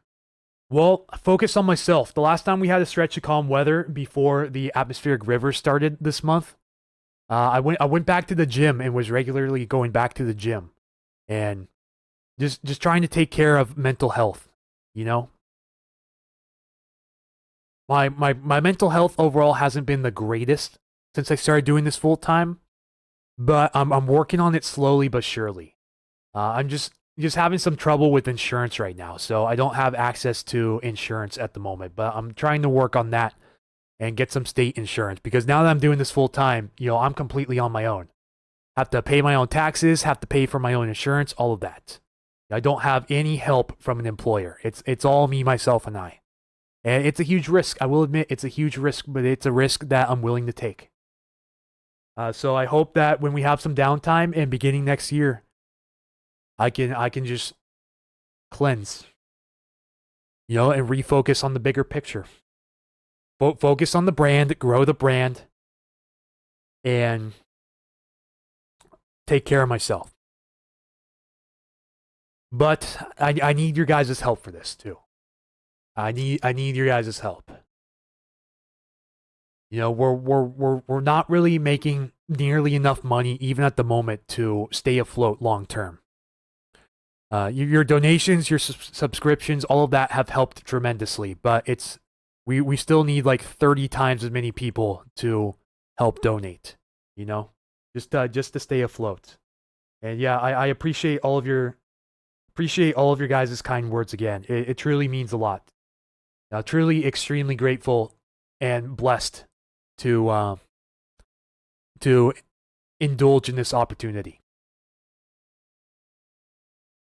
I kind of think of it like the Puget Sound weather Wikipedia. Wikipedia is open source, it's free, but they need regular help with donations to stay afloat.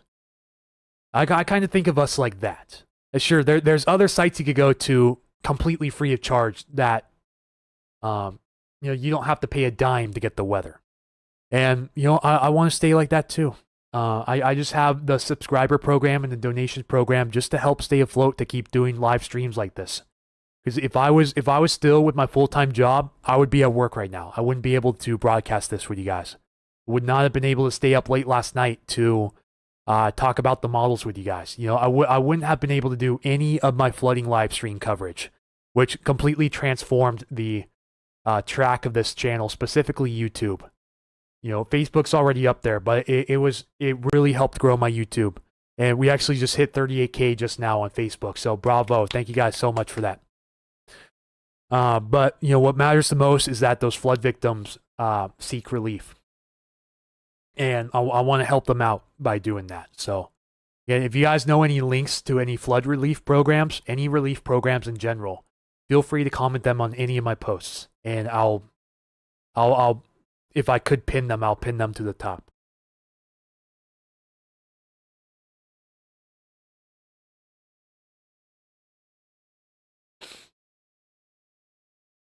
Thank you, Doppler Dave, so much for your $20 super duper chat. One of my first jobs was Safeway. Safeway was my first job. So coming up here on January 6th, it would have been 10 years at my job. Ended up coming up just short. But for the right reason. Things were going too hot with management or the union that I was volunteering with. We ended up settling for what, in my opinion, was a lackluster contract, and I didn't want to be a part of it, so I left. I seceded from the union, and I left my job at Safeway to do this full time. I saved up plenty of money in my savings and plenty of spending money just in case for anything short term, and that's the only reason why I'm able to do this right now. Otherwise, I'd still be stuck at that job. Honestly, no disrespect to my coworkers. My coworkers were like another family to me. I went in there literally yesterday, said hello to everyone, and they were all super excited to see me, and I was excited to see them. So no disrespect to my Safeway family. It's higher up things that were out of everyone's control that resulted in me leaving. But hopefully for the better long term.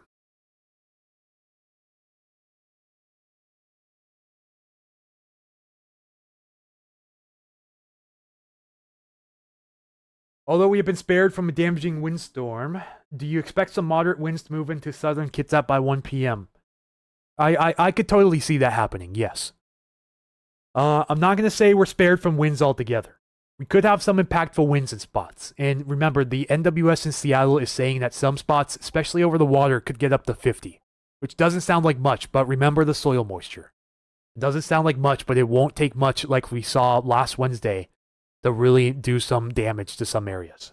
So we're not 100% out of the woods.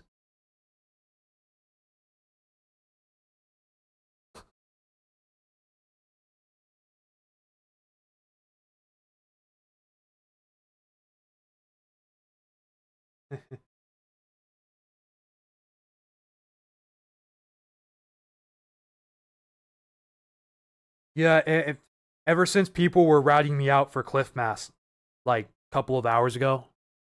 No, it wasn't a couple hours ago. It was like an hour ago or so. It's been all positive comments since.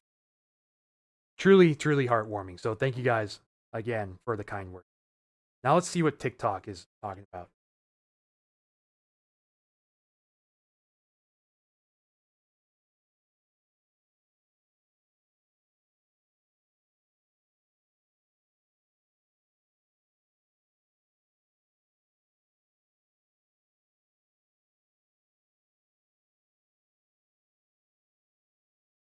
Yeah, geez, on another note, 600 followers on TikTok in the first 48 hours. We got around 450 followers on TikTok the first day, and then another 150 and counting in the next day. That's pretty considerable. Eventually, I think once I hit 1K followers on TikTok, I'll also be able to simulcast a live stream to TikTok Live, as well as Facebook and YouTube at the same time. I kind of have an idea of what my vertical apparatus is. I have it over on this left screen. It looks like my right, but the camera is flipped. Over on my left screen here, I have a horizontal layout for Facebook and YouTube, and then I have a vertical layout.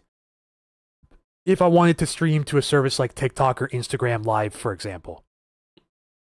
And I've got a relative idea of what I want to do, but it's a work in progress. Eventually, further down the stretch, I do want to do live streams to TikTok as well, talking about the weather. That should hopefully really grow our platform over there on TikTok. Show some maps, what could happen in the next couple of weeks or more. Yeah, sure, we can look at that here momentarily. We got some new European and GFS runs that go out long term. Gotcha. Due to the storm's track east, do you think foothill gap winds become more likely? Well, models actually show it becoming less likely. And the gap winds would have already peaked by now, but we're not getting anything. We had some stronger winds up here, 45 miles per hour. Only one station read 45 miles per hour, and one read 40, but the rest of them no higher than 40.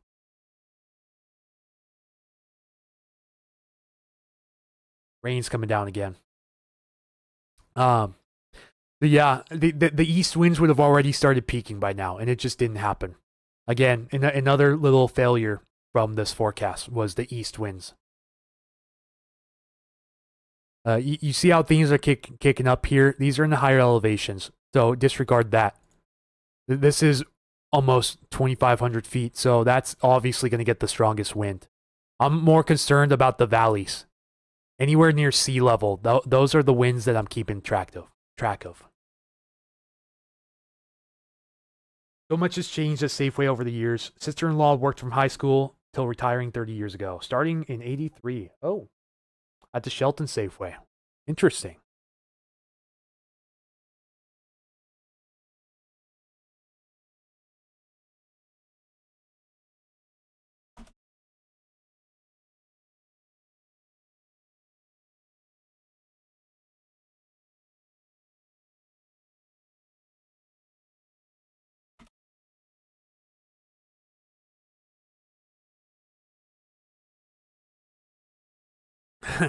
Someone just said the bent back occlusion is smashing into Westport right now, and it's only reading 22 miles per hour. Just unbelievable, I tell you. Unbelievable. What? Wouldn't it be boring if weather was so predictable? It would be more efficient if weather was more predictable. It wouldn't be boring, but it would be more efficient, in my opinion.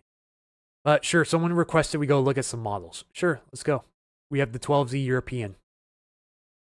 Again, for wins today, lackluster, pathetic. But what comes up in the future, you ask? Let's zoom out and take a look. We can go out to 15 days. Really, remember, anything past 3 days is fantasy. So there's that low pressure system forming behind this one that's helping mitigate that pressure rise behind it. That's probably the main reason why we'll avoid strongest winds today around the area. Let's see, it's going to hover off the coast of Oregon, and then it's going to move in to Oregon. It's likely going to bring some strong winds to the coast of Oregon and California, but it should spare Washington. May get a little bit of east wind out of that too, but we're not expecting anything impactful downstream. Probably a breeze at best. So then we're out to Monday.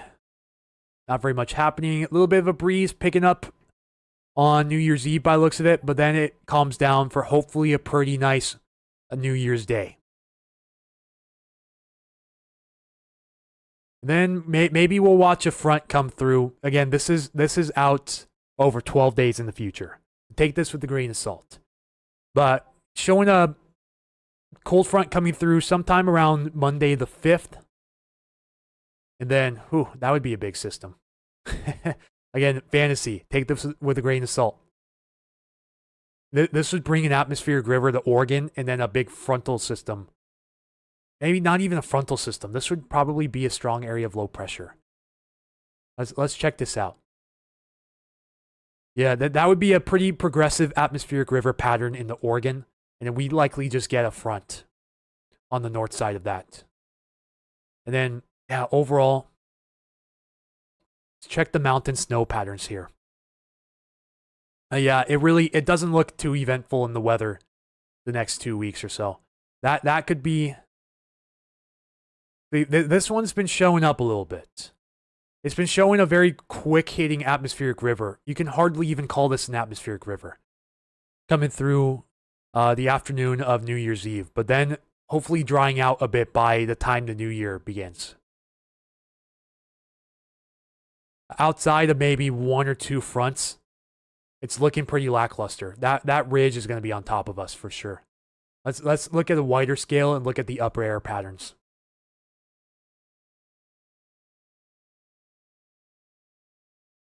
Well, let's take a look at the upper air patterns and see what we can look at for the cold.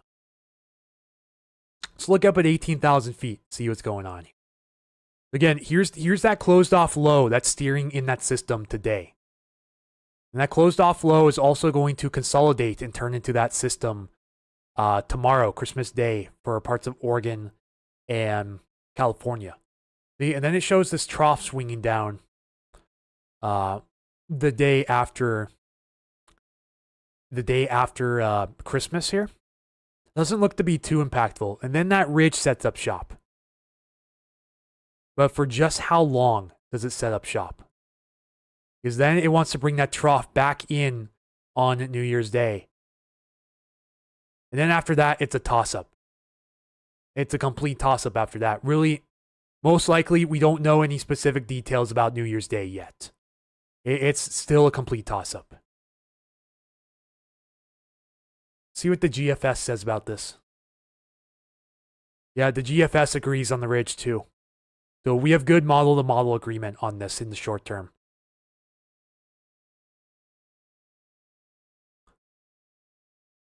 So it's looking like a ridge will begin setting up shop this weekend.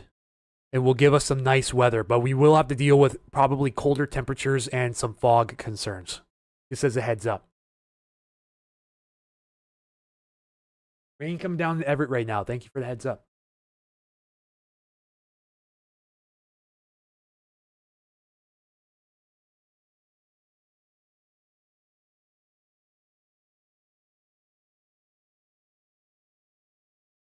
Be right back with you guys.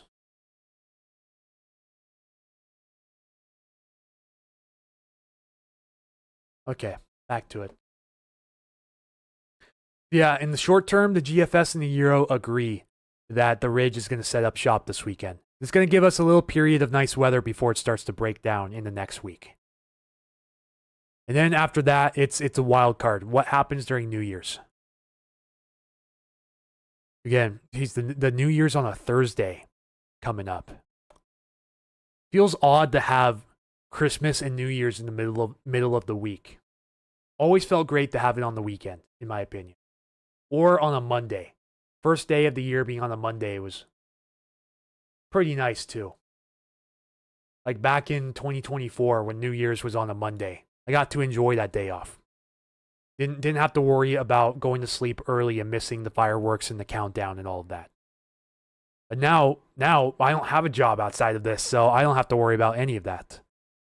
So let's check out some lower level patterns here. 850 millibars, 5,000 feet. What does it show for temperatures coming up? Very warm during that ridge, but just what happens after that? Not a good signal for snow on the GFS. You want this purple and this white to be like right on top of us, just north of the border there. Ideally, for any chance of getting any Arctic air in here. Huge L pressure. If you mean the L in the pressure itself, like you're not talking about the number of the L being huge and it just being an L in general, like a loss, then yes. What does the European show for this? European 5,000 feet temperature anomalies. European has a little bit of a better signal here going into this weekend, but it's not the greatest signal. I can't rule out the chance for maybe some isolated rain snow mixes or even some small snow showers at time during this weekend. If we can get even a little bit of moisture to get underneath this ridge here. Because for the most part, it's going to be dry air. We likely won't have the moisture source. We don't have that low pressure system spitting in moisture off the coast. That's the struggle with snow forecasting. That's why I haven't bothered to post any updates about the snow here on my main page. Talked about it a little bit on the subscriber page and the Patreon premium page, but not on the public blog post. There's just too many uncertainties right now, and it would be extremely unwise to make those details public, in my honest opinion.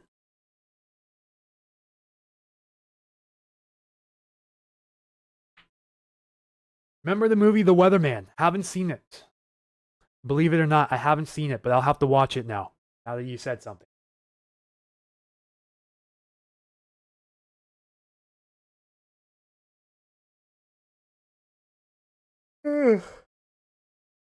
Yeah, I'm gonna go stop by my mom's house tomorrow, first thing in the morning.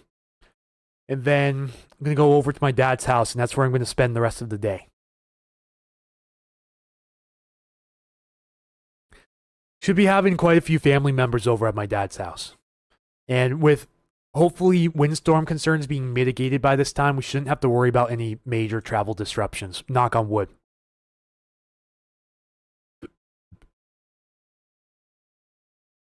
Yeah, the wind should already be picking up by now. Through Longview and Chehalis. Not doing a darn thing. Like I said, if this busts entirely, in some areas hardly even get a breeze, this could be the number 2 all-time bust, in my honest opinion. But right now, it already, as is, stands at number 3. For the highest, in my opinion, the highest all-time forecasting busts around these parts in specific. Not the entire Pacific Northwest, but just these parts in specific. Thank you, Gail Marlowe, for donating 2 coffees this morning. Appreciate that. Merry Christmas to you. Hey, Tanya, welcome in. Glad to see you again. Fog rolled in Sumner and light rain. Yeah, less influence from those offshore winds, because the offshore winds would dry out the air mass and fog wouldn't be a problem. So that just tells you the east wind forecast was a huge bust.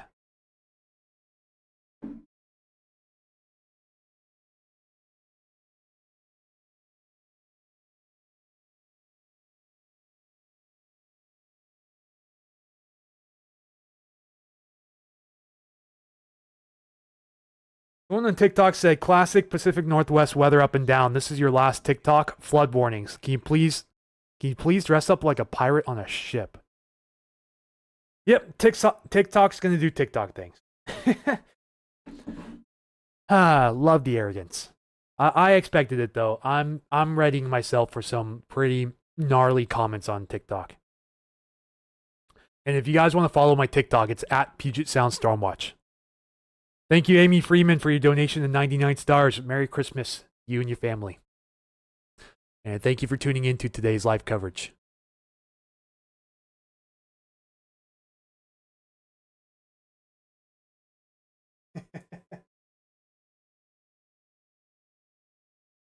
Yeah, if you guys want any pastel portraits, follow up with either Ashley Getz here on Facebook or a dash of Ash 1337 on YouTube. She recently had a lot of trouble with trees around her house in the recent windstorm, and so she needs a lot of help with that. If you guys want to support her, please reach out to Ashley. Yeah, covering a bust at this magnitude is somewhat interesting in itself.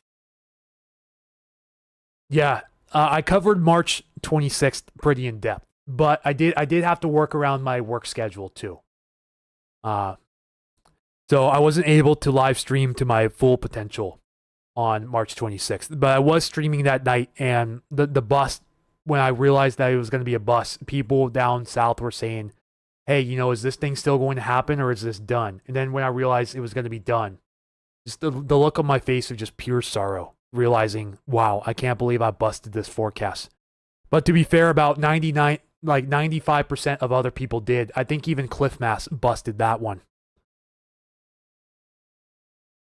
There were only a couple forecasters I know of that did not feed into the bait that day. One of them was a retired NOAA forecaster that follows me on X/Twitter. That was calling out my red flags before the event even was coming close to happening. But myself and a lot of the other Pacific Northwest weather guys, we fell for the bait. Like I said, I changed my forecasting style around completely after that. I went for less hype and more balance. Communicating the floors and the ceilings of the events. That's the event that really changed the way that I write up my forecasts. And I'd say it worked out for the best. In my opinion, it definitely worked out for the best. Seems like we may be in the all clear to risk plugging the inflatables back on.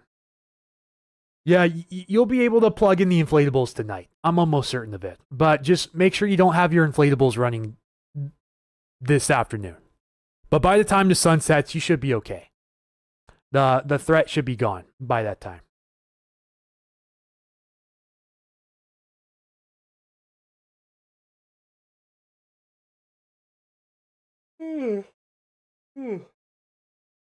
Big drive tomorrow to Cannon Beach. Leave at 7 a.m.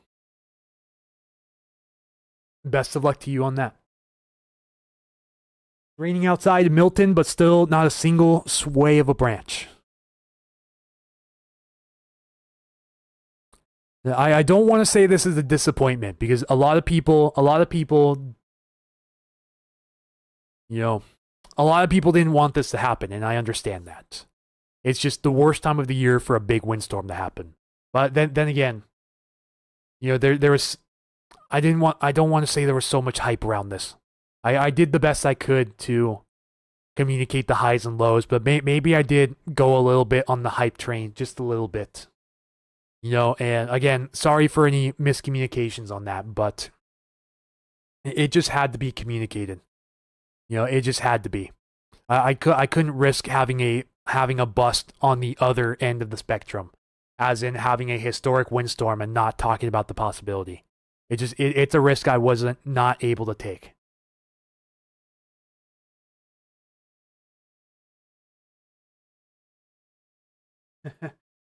Can't bust in that curriculum. Ooh, having some issues with my PC here. What's going on? Just had all my drivers reset like 4 times in a row. That's weird. But it looks like we're still going. So that's good. The weather guys are joking around right now. They're just like, whoa, I just had a 15-mile-per-hour gust, guys. I think I may be dying. And the other guys are like, oh, are you okay, dude? That's huge. Yeah, it's a joke at this point. It's really a joke. The wind should already be picking up around the area, and they're not doing jack diddly squat. That doesn't mean they could not pick up later. I gotta say right now, that doesn't mean that we're completely out of the woods. It's a good sign that the wind's just not gonna happen today. The damaging wind. Maybe not like the moderate to low end wind, like 30 to 40.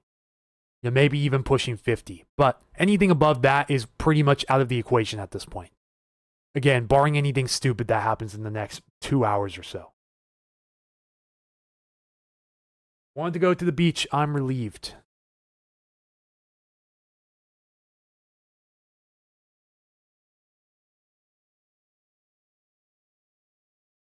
Tell you what, it's kind of cold in here, guys. I'm going to turn on the heat. BRB.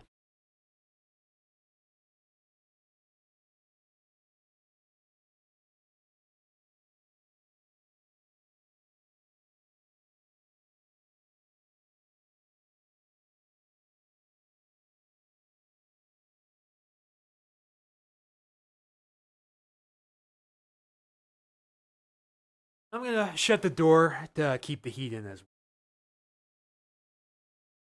think this is the first stream where I've actually shut the door in the back.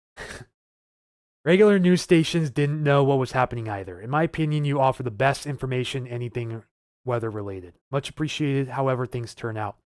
Thank you, Leslie Parks, for the kind words. And also thank you for being a subscriber here on Facebook.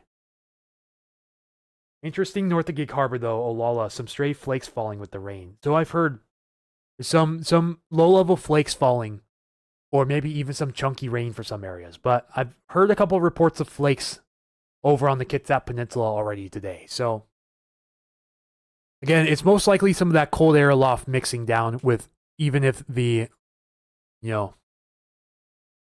even with the little bit of wind mixing down, it's enough to bring some of that cold air down towards the surface in some areas. So don't be surprised if you see some flakes today. But the chances around the rest of the Puget Sound are pretty minimal.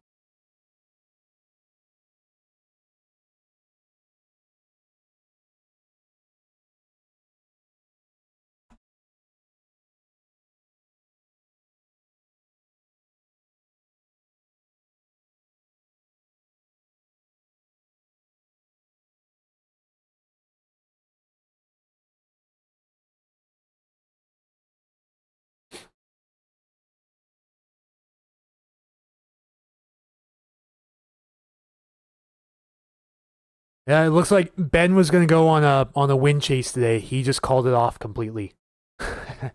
That's how you know this thing is pretty much done before it even started.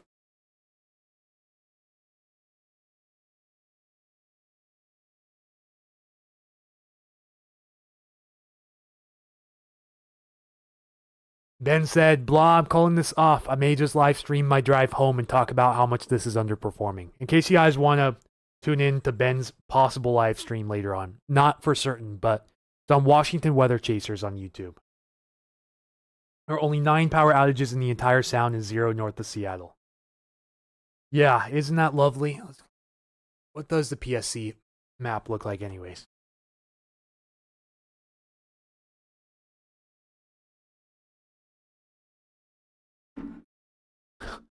Yeah, 13 outages, 573 impacted. Biggest outages, there's a couple down here. Are these even from today? I don't even know if these are related to the wind.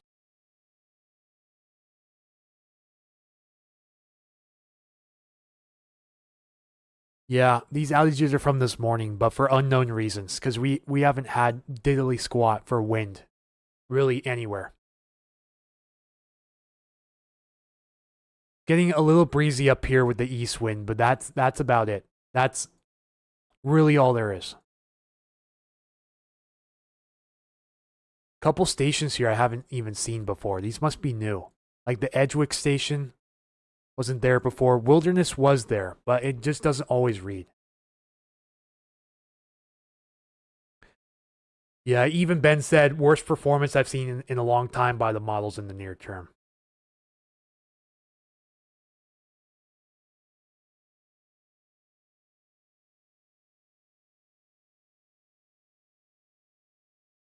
Yeah, it's an embarrassment. The models have been an absolute embarrassment outside of the European. So again, the European reigns supreme. Almighty Euro. I salute you.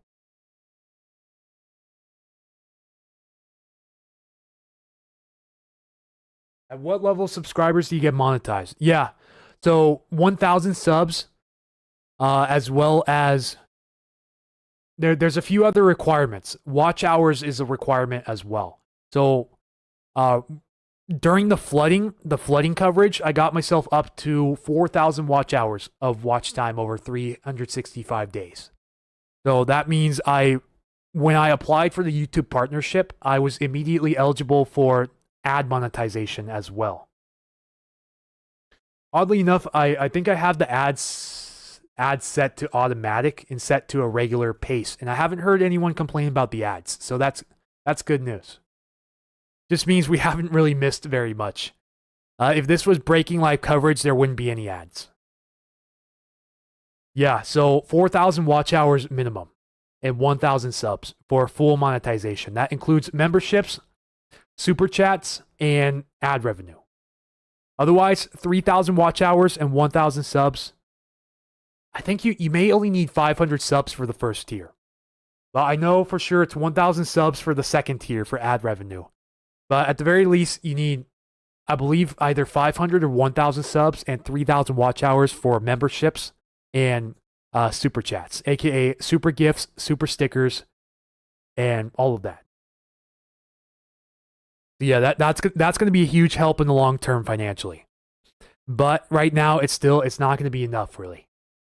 We went from warnings to watches and still 0 win. Mother Nature fools us all. I get 0 ads.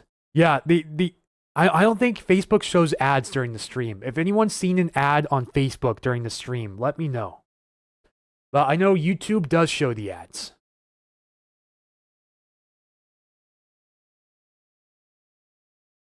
Sunshine breaking through the clouds with a light breeze and drizzle in Roy/Yelm.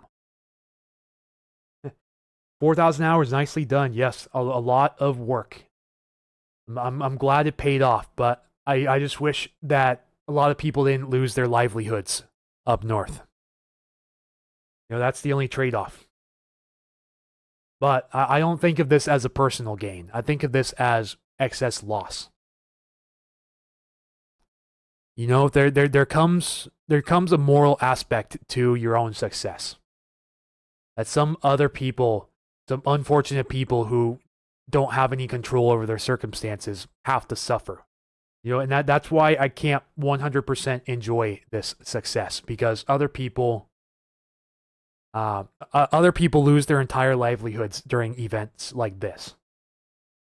Funny, an ad just came on during your explanation monetization. Go figure. Huh. Nicely done, YouTube. Nicely done. But what of the lives you saved? That is something. That is very true. I didn't even consider that. But yeah, thank you for bringing that up. Yeah, unfortunately, I think there were a couple deaths, unfortunately. And a lot of them could have been prevented, too. Thank you, Janelle Shuckard, for donating 50 stars. Merry Christmas to you and your family. Thank you so much for the gift and your support.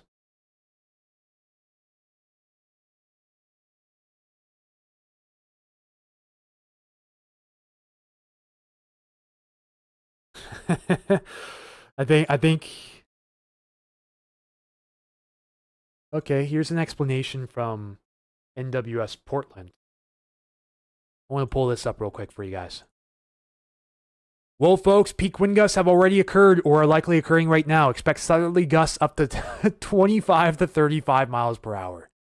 The 45 miles per hour over the Cascades through the next few hours. The wind advisory has been canceled. NWS Portland, everyone. The low pressure system that was forecast to produce breezy winds for western Oregon and Washington took a track in the middle of the 2 potential solutions we messaged on Tuesday. It moved to the north just to the east of the coast. The low pressure system did not strengthen as much as expected.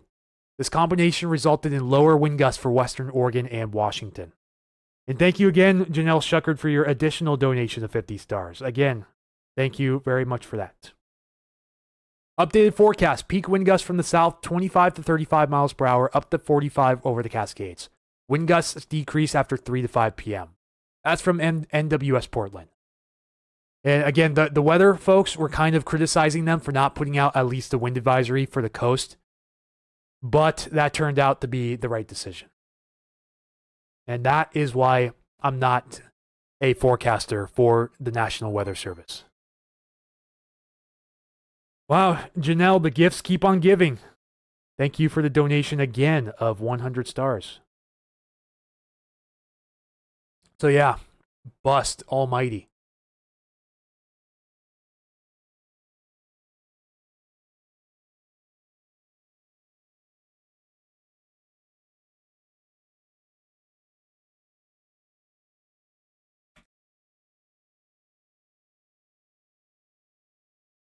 All right, where were we at? So yeah, there's some cloud breaks that are going to be popping up here shortly. Yeah, just several things not going our way for wind. And that's a good thing for a lot of us.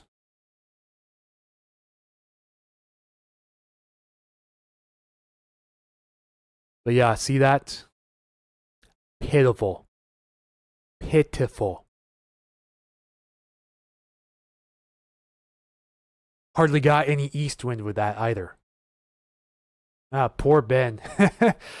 Yeah, Ben, Jonathan, and the boys are pretty demoralized after this forecast.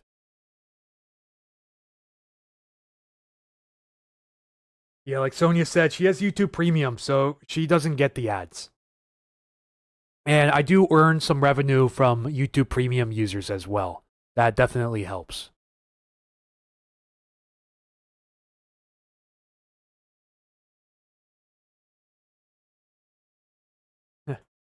Yeah, I know. Don't get me wrong. We didn't want this to happen.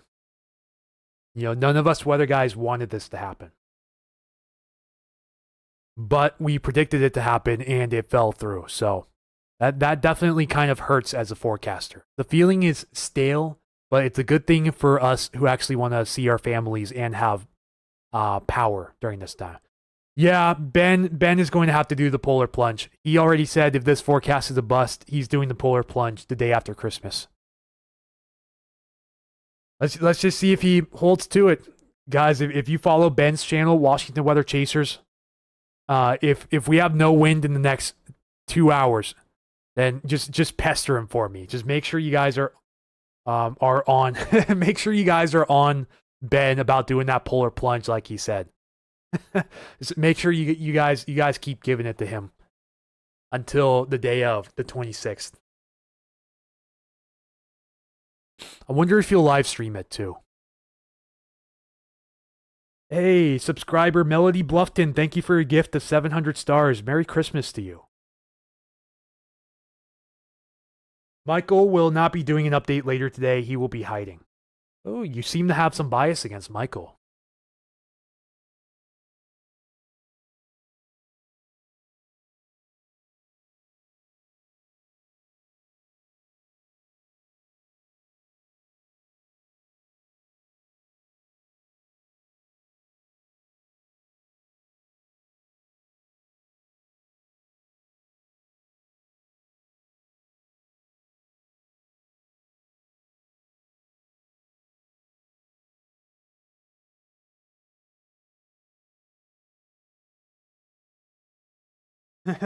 Someone commented on my TikTok. Wait, literally nothing is happening.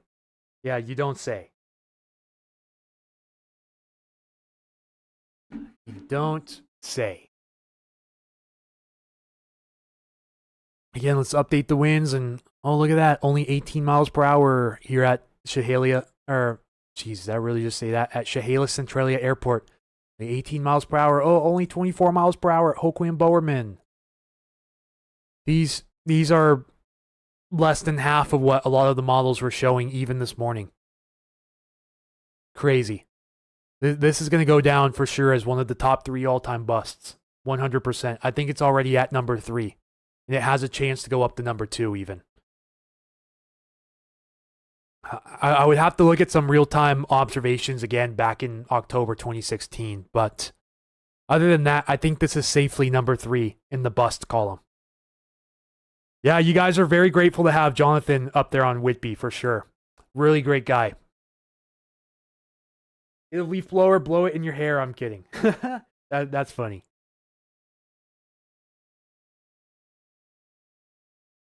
But yeah, it's looking like a nothing burger, folks.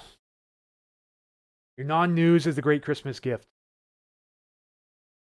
Fair enough. That's fair enough.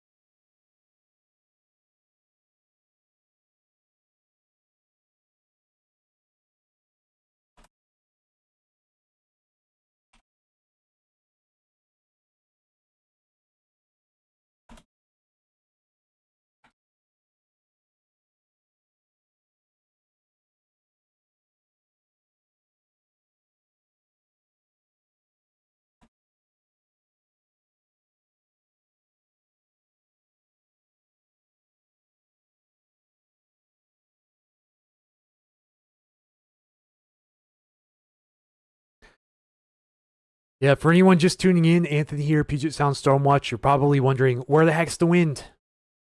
It's not coming. It's not coming.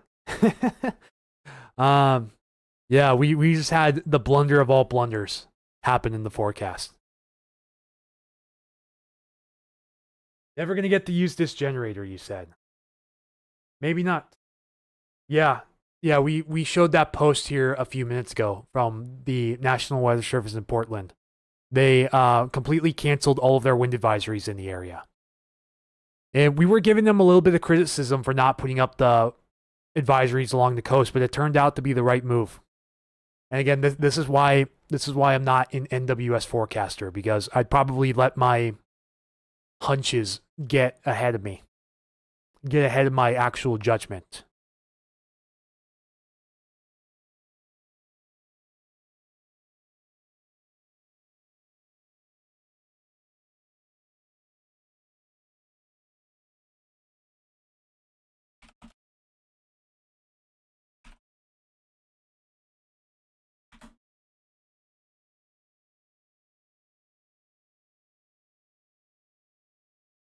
Washington Emergency Management Division posted a wind alert an hour ago. Well, it's probably already null and void.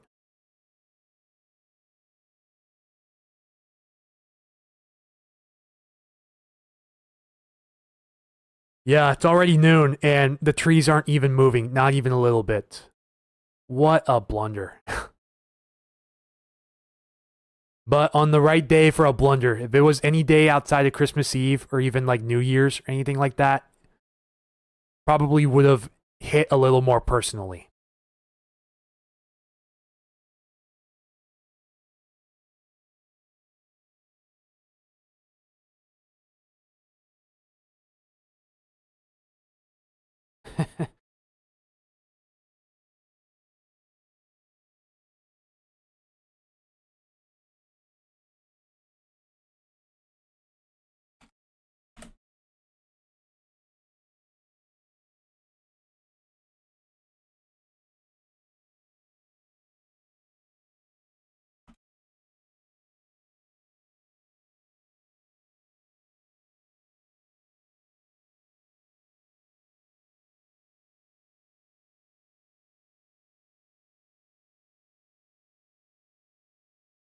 Still hoping for zero gusts here. Well, you may be in luck.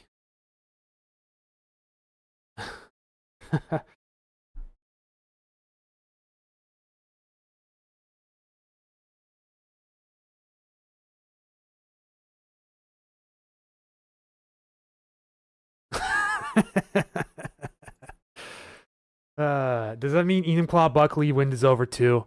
It's not going to be over till it's over. Give it until 4 o'clock. If there's no wind by then, it's done.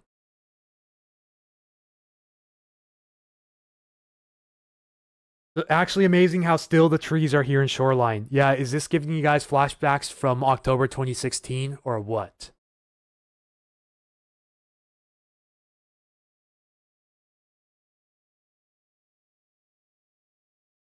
It is pretty amazing how still the trees are.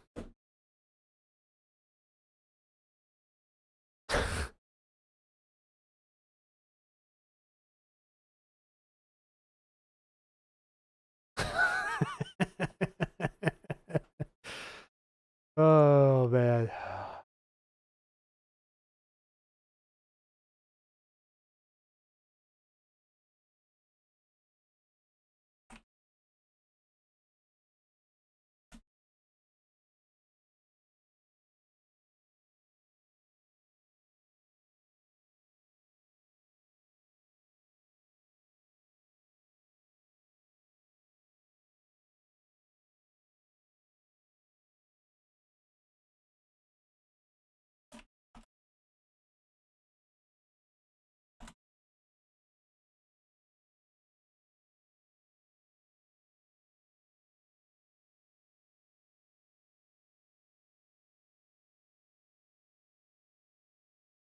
Let's refresh the winds one more time, and there's nothing to see here, folks. There's really nothing to see here. So I think you guys can all peacefully enjoy your Christmas Eve. If you cancel your plans, I think it's pretty safe to say that Hopefully you have enough time to reinstate them before the night's over. Not even a pine needle stirred. Oh yeah, the memes on this one are going to be pretty incredible. Nothing.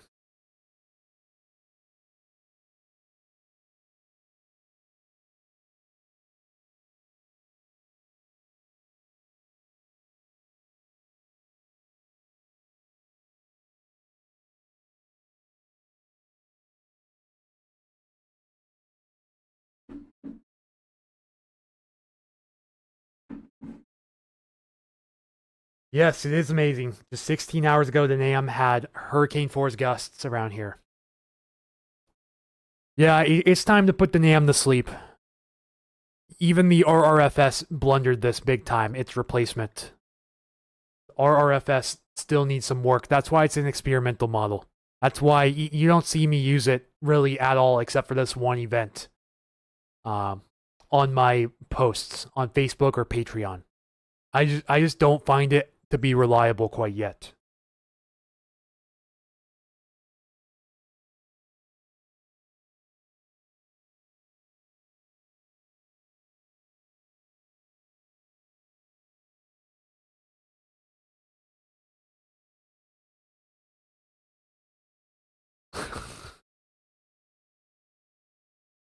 Sorry guys, I'm laughing at a meme. Bear with me here. But yeah, guys, I'll probably go a little while longer. We'll probably hang around till about 1 or 2. And if nothing happens, then, well, that's a wrap on that. But in the meantime, again, if you guys want to donate a little early Christmas gift to help out Puget Sound Stormwatch, this would be the place to do it. Thank you, Blue Angel 67, for your donation. Thank you, everyone else. Like a little Christmas tree. All the messages have been very much appreciated on this site. So again, I'll post this link down in the comments. Shh, listening at work. And if you guys want to help support Puget Sound Stormwatch with a little early Christmas gift, that would be the best way to do it. So thank you guys so much again. Yeah, this bent back occlusion's already heading out of here. It's making a beeline north. And it's just going to get shredded by the mountains of BC. The fact that we have this much clearing is pretty impressive, too. Where's the low pressure? Do we know what happened? Yeah, low pressure is already well north of our area. So the pressure rise should be beginning. If you guys check your barometers, check to see if the pressure is already rising. Yeah, the pressure is way weaker than it was forecasted to be. It's about 5 millibars weaker, aka the pressure is 5 millibars higher. Rock Solid Studios asking, where's the low pressure? Yeah, low pressure is moving over into the Strait of Georgia right now, from south to north. The pressure gradient actually gets worse as this next low pressure system nears. And this one's not going to affect us here on the Washington coast. It's going to give impacts to the Oregon and California coast, but not our coast. At least right now. The chance of it sneaking in is very minimal. Because, see, now we have a 6 millibar gradient across 2 states, which is pitiful. Embarrassingly low. If that low pressure system wasn't there, we'd probably have a better chance of getting some wind because we'd have a tighter pressure gradient. There would be higher pressure to the south and not lower pressure to the south. So it's keeping a chokehold on the pressure gradient, as well as the pressure being lower than forecasted and the track being a little farther east than forecasted. We have at least 3 failure modes that all verified, which, yeah, it's embarrassing from a forecaster standpoint. Apparently, it's whipping pretty good in the Blue Mountains right now, though. There's some strong winds in the Blue Mountains from what I'm seeing. Yeah, true that. Going pretty good over the higher elevations, the Blue Mountains. But yeah, over the lower elevations, it's a nothing burger. I guess it's time to release that new shirt design, the nothing burger. I'll have to come up with that very soon.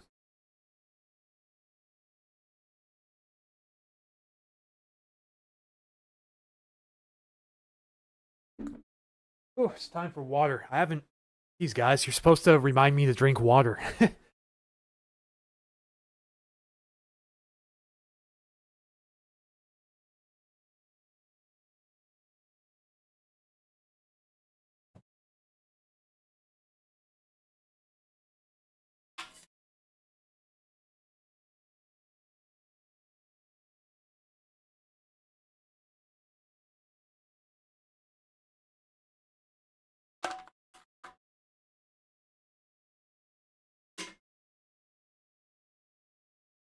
Kid Valley Nothing Burger.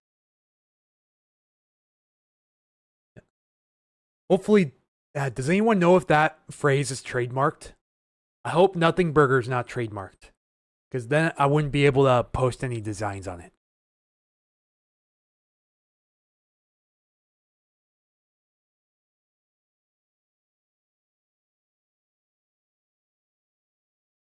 Absolutely crazy seeing how fast the clouds are moving in Yelm. Yeah, the upper level winds are very strong. The upper level winds are howling right now, but it's not translating to the lower level.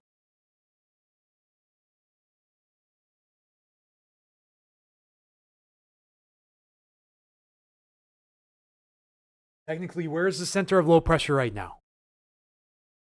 Right where this L is, directly over Victoria, BC. That is the center of low pressure. Right there.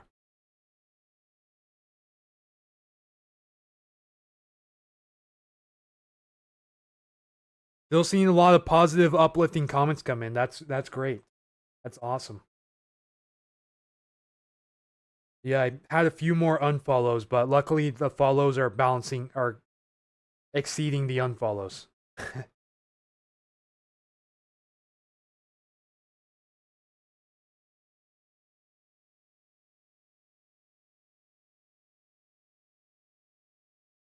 Can't wait to look at the metrics today and see how many gross follows and gross unfollows there were, and then the number of net follows.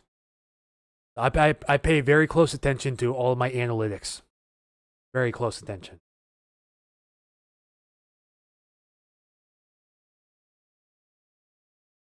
I think your YouTube comments are running a touch behind because I commented that about NWS Portland about 3 to 5 minutes before you pulled it up. Possibly. I've had some issues with YouTube the last few streams. In case you guys have noticed, YouTube would be crashing on my end. It hasn't happened the last 2 days, though. Knock on wood. Nothing Burger is trademarked. Okay, good. Good thing you told me before I started making shirt designs.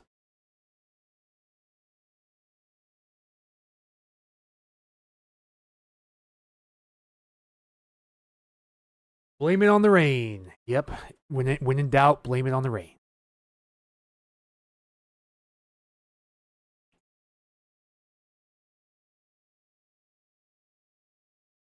Yeah, observations. They just canceled the wind advisory. Oh man, just when you thought it couldn't get any more demoralizing.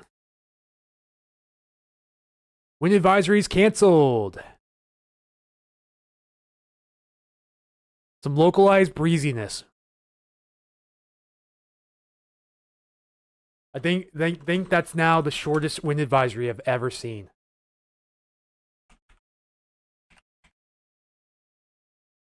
See, how long ago did this become a wind advisory? Let me check again.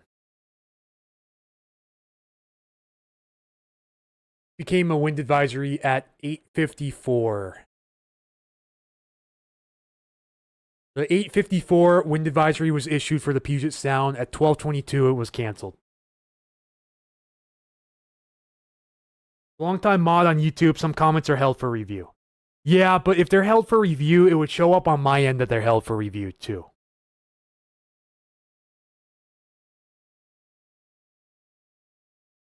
Why would someone unfollow you, especially when you're taking it like a man? You know, it's just people's rationality. And you don't know what goes on inside some people's heads. So there's no room to judge. I'm just saying it like it is. So this is jeez.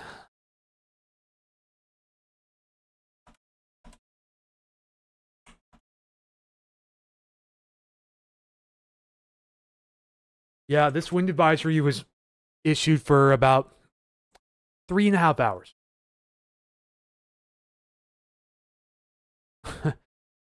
Again, low pressure system has weakened considerably and is not going to produce significant wind. Expect some localized breeziness, but no damaging wind this afternoon. That basically means they're not even calling for anything up to 40.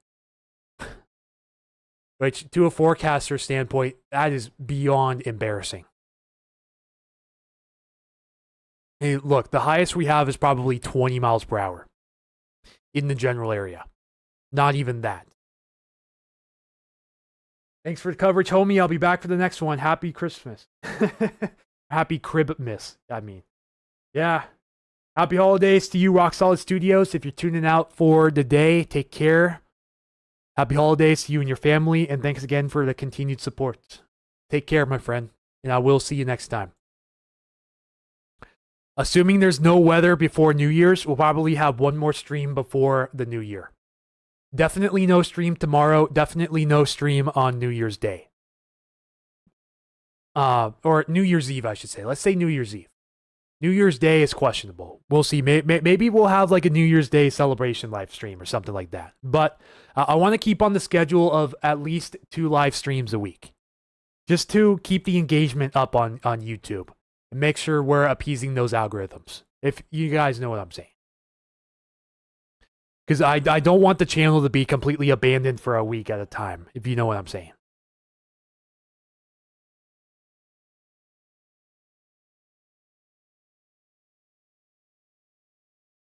Yeah, I think this is definitely number 3 in the bus column, but it might have just moved up to number 2 with that.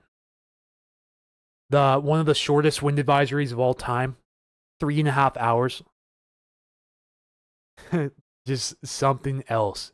I kid you not, something else.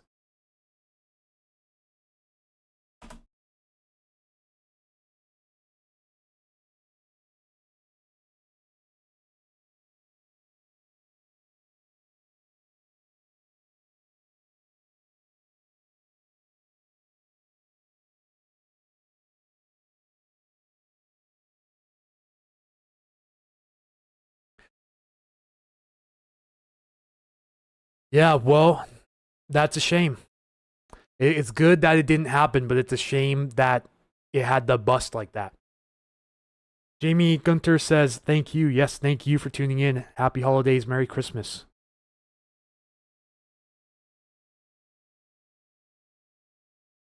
All right, there anything else while we're all here together still that anyone else wants addressed? I know we took a look at some longer range forecasts, and it really doesn't look too interesting. Now let's look at what the AI model has to say, at what the Europeans AI model has to say. European AI agrees on that ridge this weekend too. That'll bring some temporary relief to the weather pattern, and it'll give us a nice break. Then what happens after that? It's a toss-up. The European AI goes out to 15 days each run, and it even shows a ridge forming.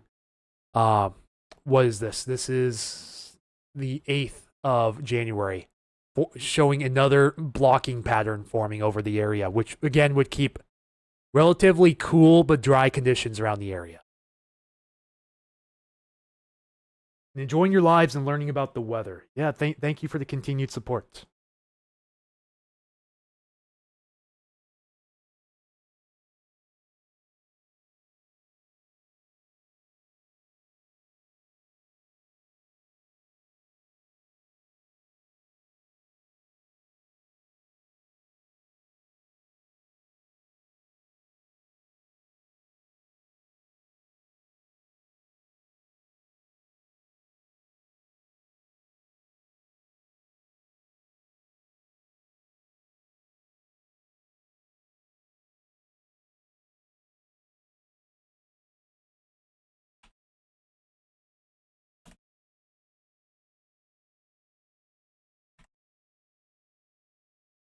Need to make some updates to my social media here real quick.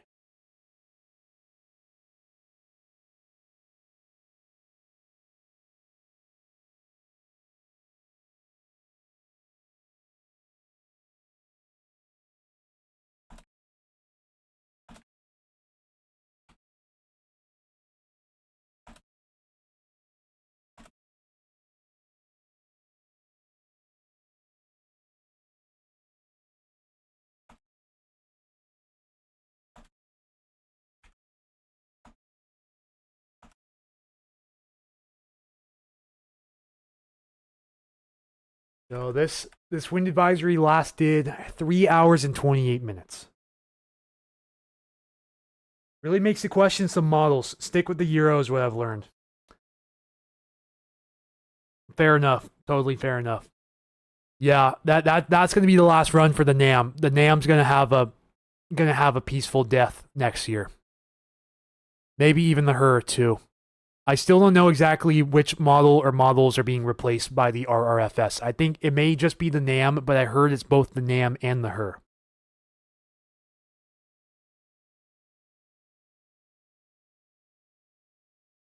Totally designed that for him if you wanted.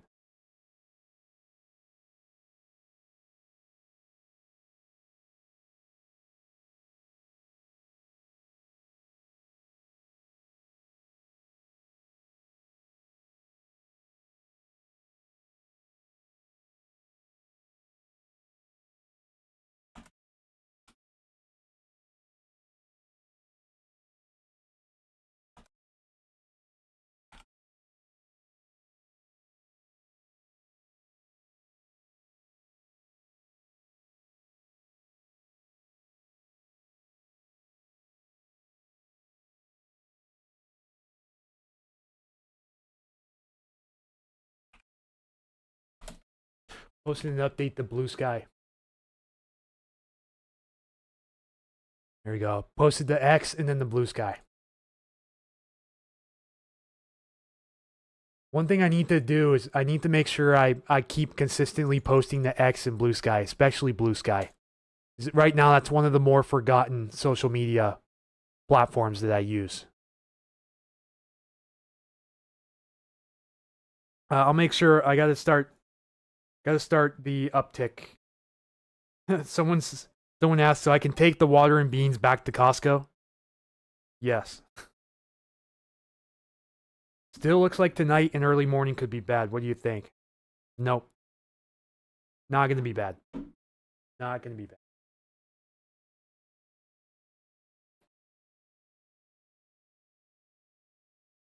So yeah, outside of maybe a couple systems going into the new year, it doesn't look as active this time around. It looks like we finally get a well-deserved break. See what the ensembles have to show. Let's do average height anomaly on the ensembles. Unfortunately, it doesn't do global for the ensembles for some reason. Yep, the ensembles show our ridge too.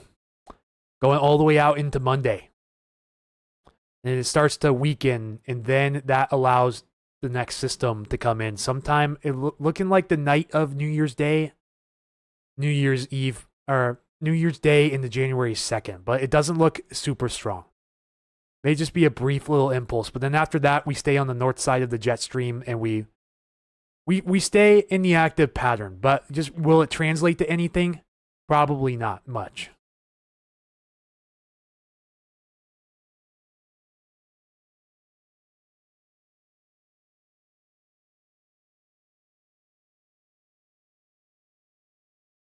Wonder if it's going to bring that system a little farther north. In that case, that could give us some strong wind along the southern Washington coast.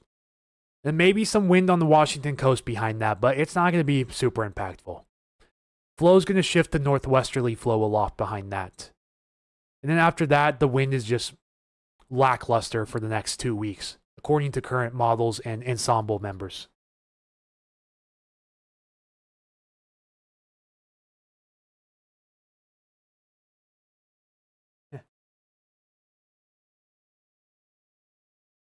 Well, folks, what do you think? Do you think it's about time to wrap this up for today?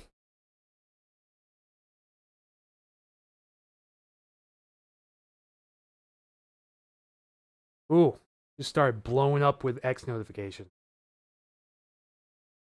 There we go.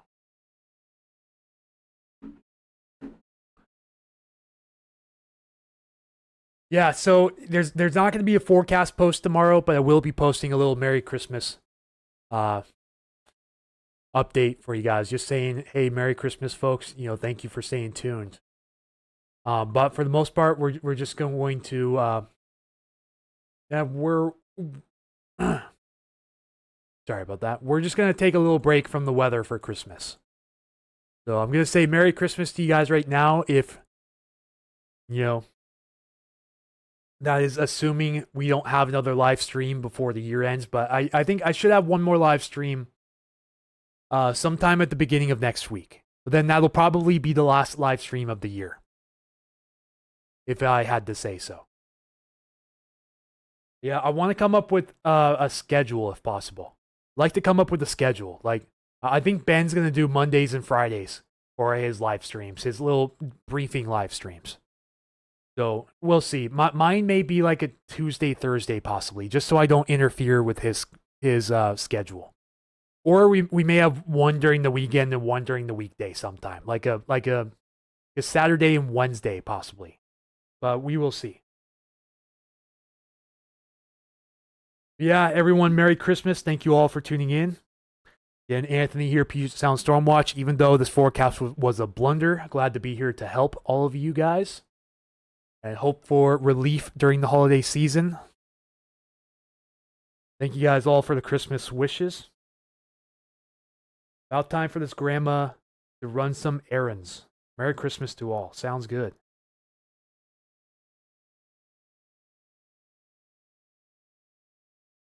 Tell you what, it's going to be time for a haircut once the holidays are up. Hair's been really annoying the last few days. All right, yeah, but anyways, I think that's going to wrap up our live coverage for today. Underwhelming, yes, but a sigh of relief. Yeah, this will go down as one of the all-time busts for sure. Top 3 all-time forecast busts. Yeah, I'm starting to see the clouds break a little bit outside my window too. But the pressure rise would have already happened by now. So that's that. Yeah, that's it, folks. That will be all.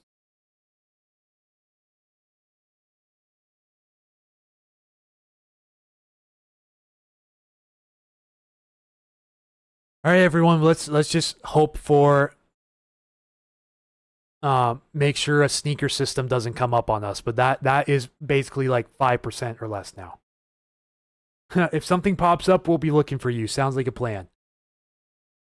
Yeah, guys, make sure you're on Ben about that polar plunge. Make sure he follows through with it.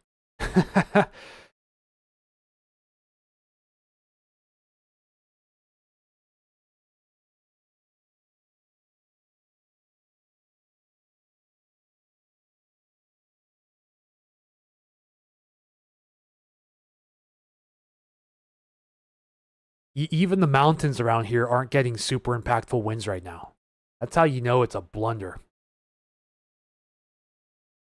Have a good one. Enjoy your family. Likewise to you. Yeah, thank you everyone for joining us today. See you on the next one. And if you want notifications for live streams like this one in the future on YouTube, be sure to ring that bell to enable all notifications. I'd like to restart the daily or semi-daily briefings next year as well. I need to get on the schedule for that. Like starting an early, like first thing in the morning briefing, like around the time I would normally get up to go to work when I was still working my full-time job, which was around 5 a.m. or so. But I'd like to start doing that, hopefully at least 3 times per week. But if not, then daily. Or even do it like a full-time style, like 5 days per week and then take 2 days off from the briefings. You know, there's still a lot I want to figure out in that time. But again, if you guys enjoyed today's coverage, please feel free to send a little early Christmas donation gift my way. Would very much appreciate that. Thank you to everyone who has donated. You can also send donations in the form of stars on Facebook or supers on YouTube as well. Do have, see, look at that. It just faded into oblivion. Boom, it vanished. You can't even see the center of low pressure anymore. That's how quickly it died. Yep, it is a timely death for a system that never was. Moment of silence for that.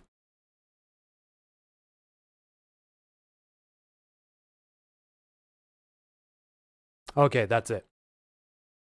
Yeah, guys, I'm going to take off. Thanks again for all the kind comments. Merry Christmas to all of you. Daily briefings would be great. All right, I'll see what I can do. I want to come up with a format too. My format was kind of all over the place when I was last doing briefings back in October, and then I kind of took over on live streams. But I want a healthy balance now. I want to make sure I have a healthy balance. At least a once a week live stream, maybe a twice a week live stream to allow people to ask questions about what's going on, and allow just an open forum for people to participate in. Try to tune in whenever you're live, even if it's just running in the background, because I know viewership helps a lot. 100%. Got extra water, external battery too, and gassed up early. Good. So it's good to see people at least heeded those warnings, even if they didn't verify. That's a great sign to see. Yeah, I'm starting to see the sun pop out here. Perfect. Love the live though. Thank you, Kim, for the kind words. All right, folks, but for real this time. Definitely going to be taking off here. So again, Merry Christmas. Anthony here from Puget Sound Stormwatch saying, have a great day. Stay holly jolly. Don't be naughty. And don't stay up too late. Take care, everyone. Have a great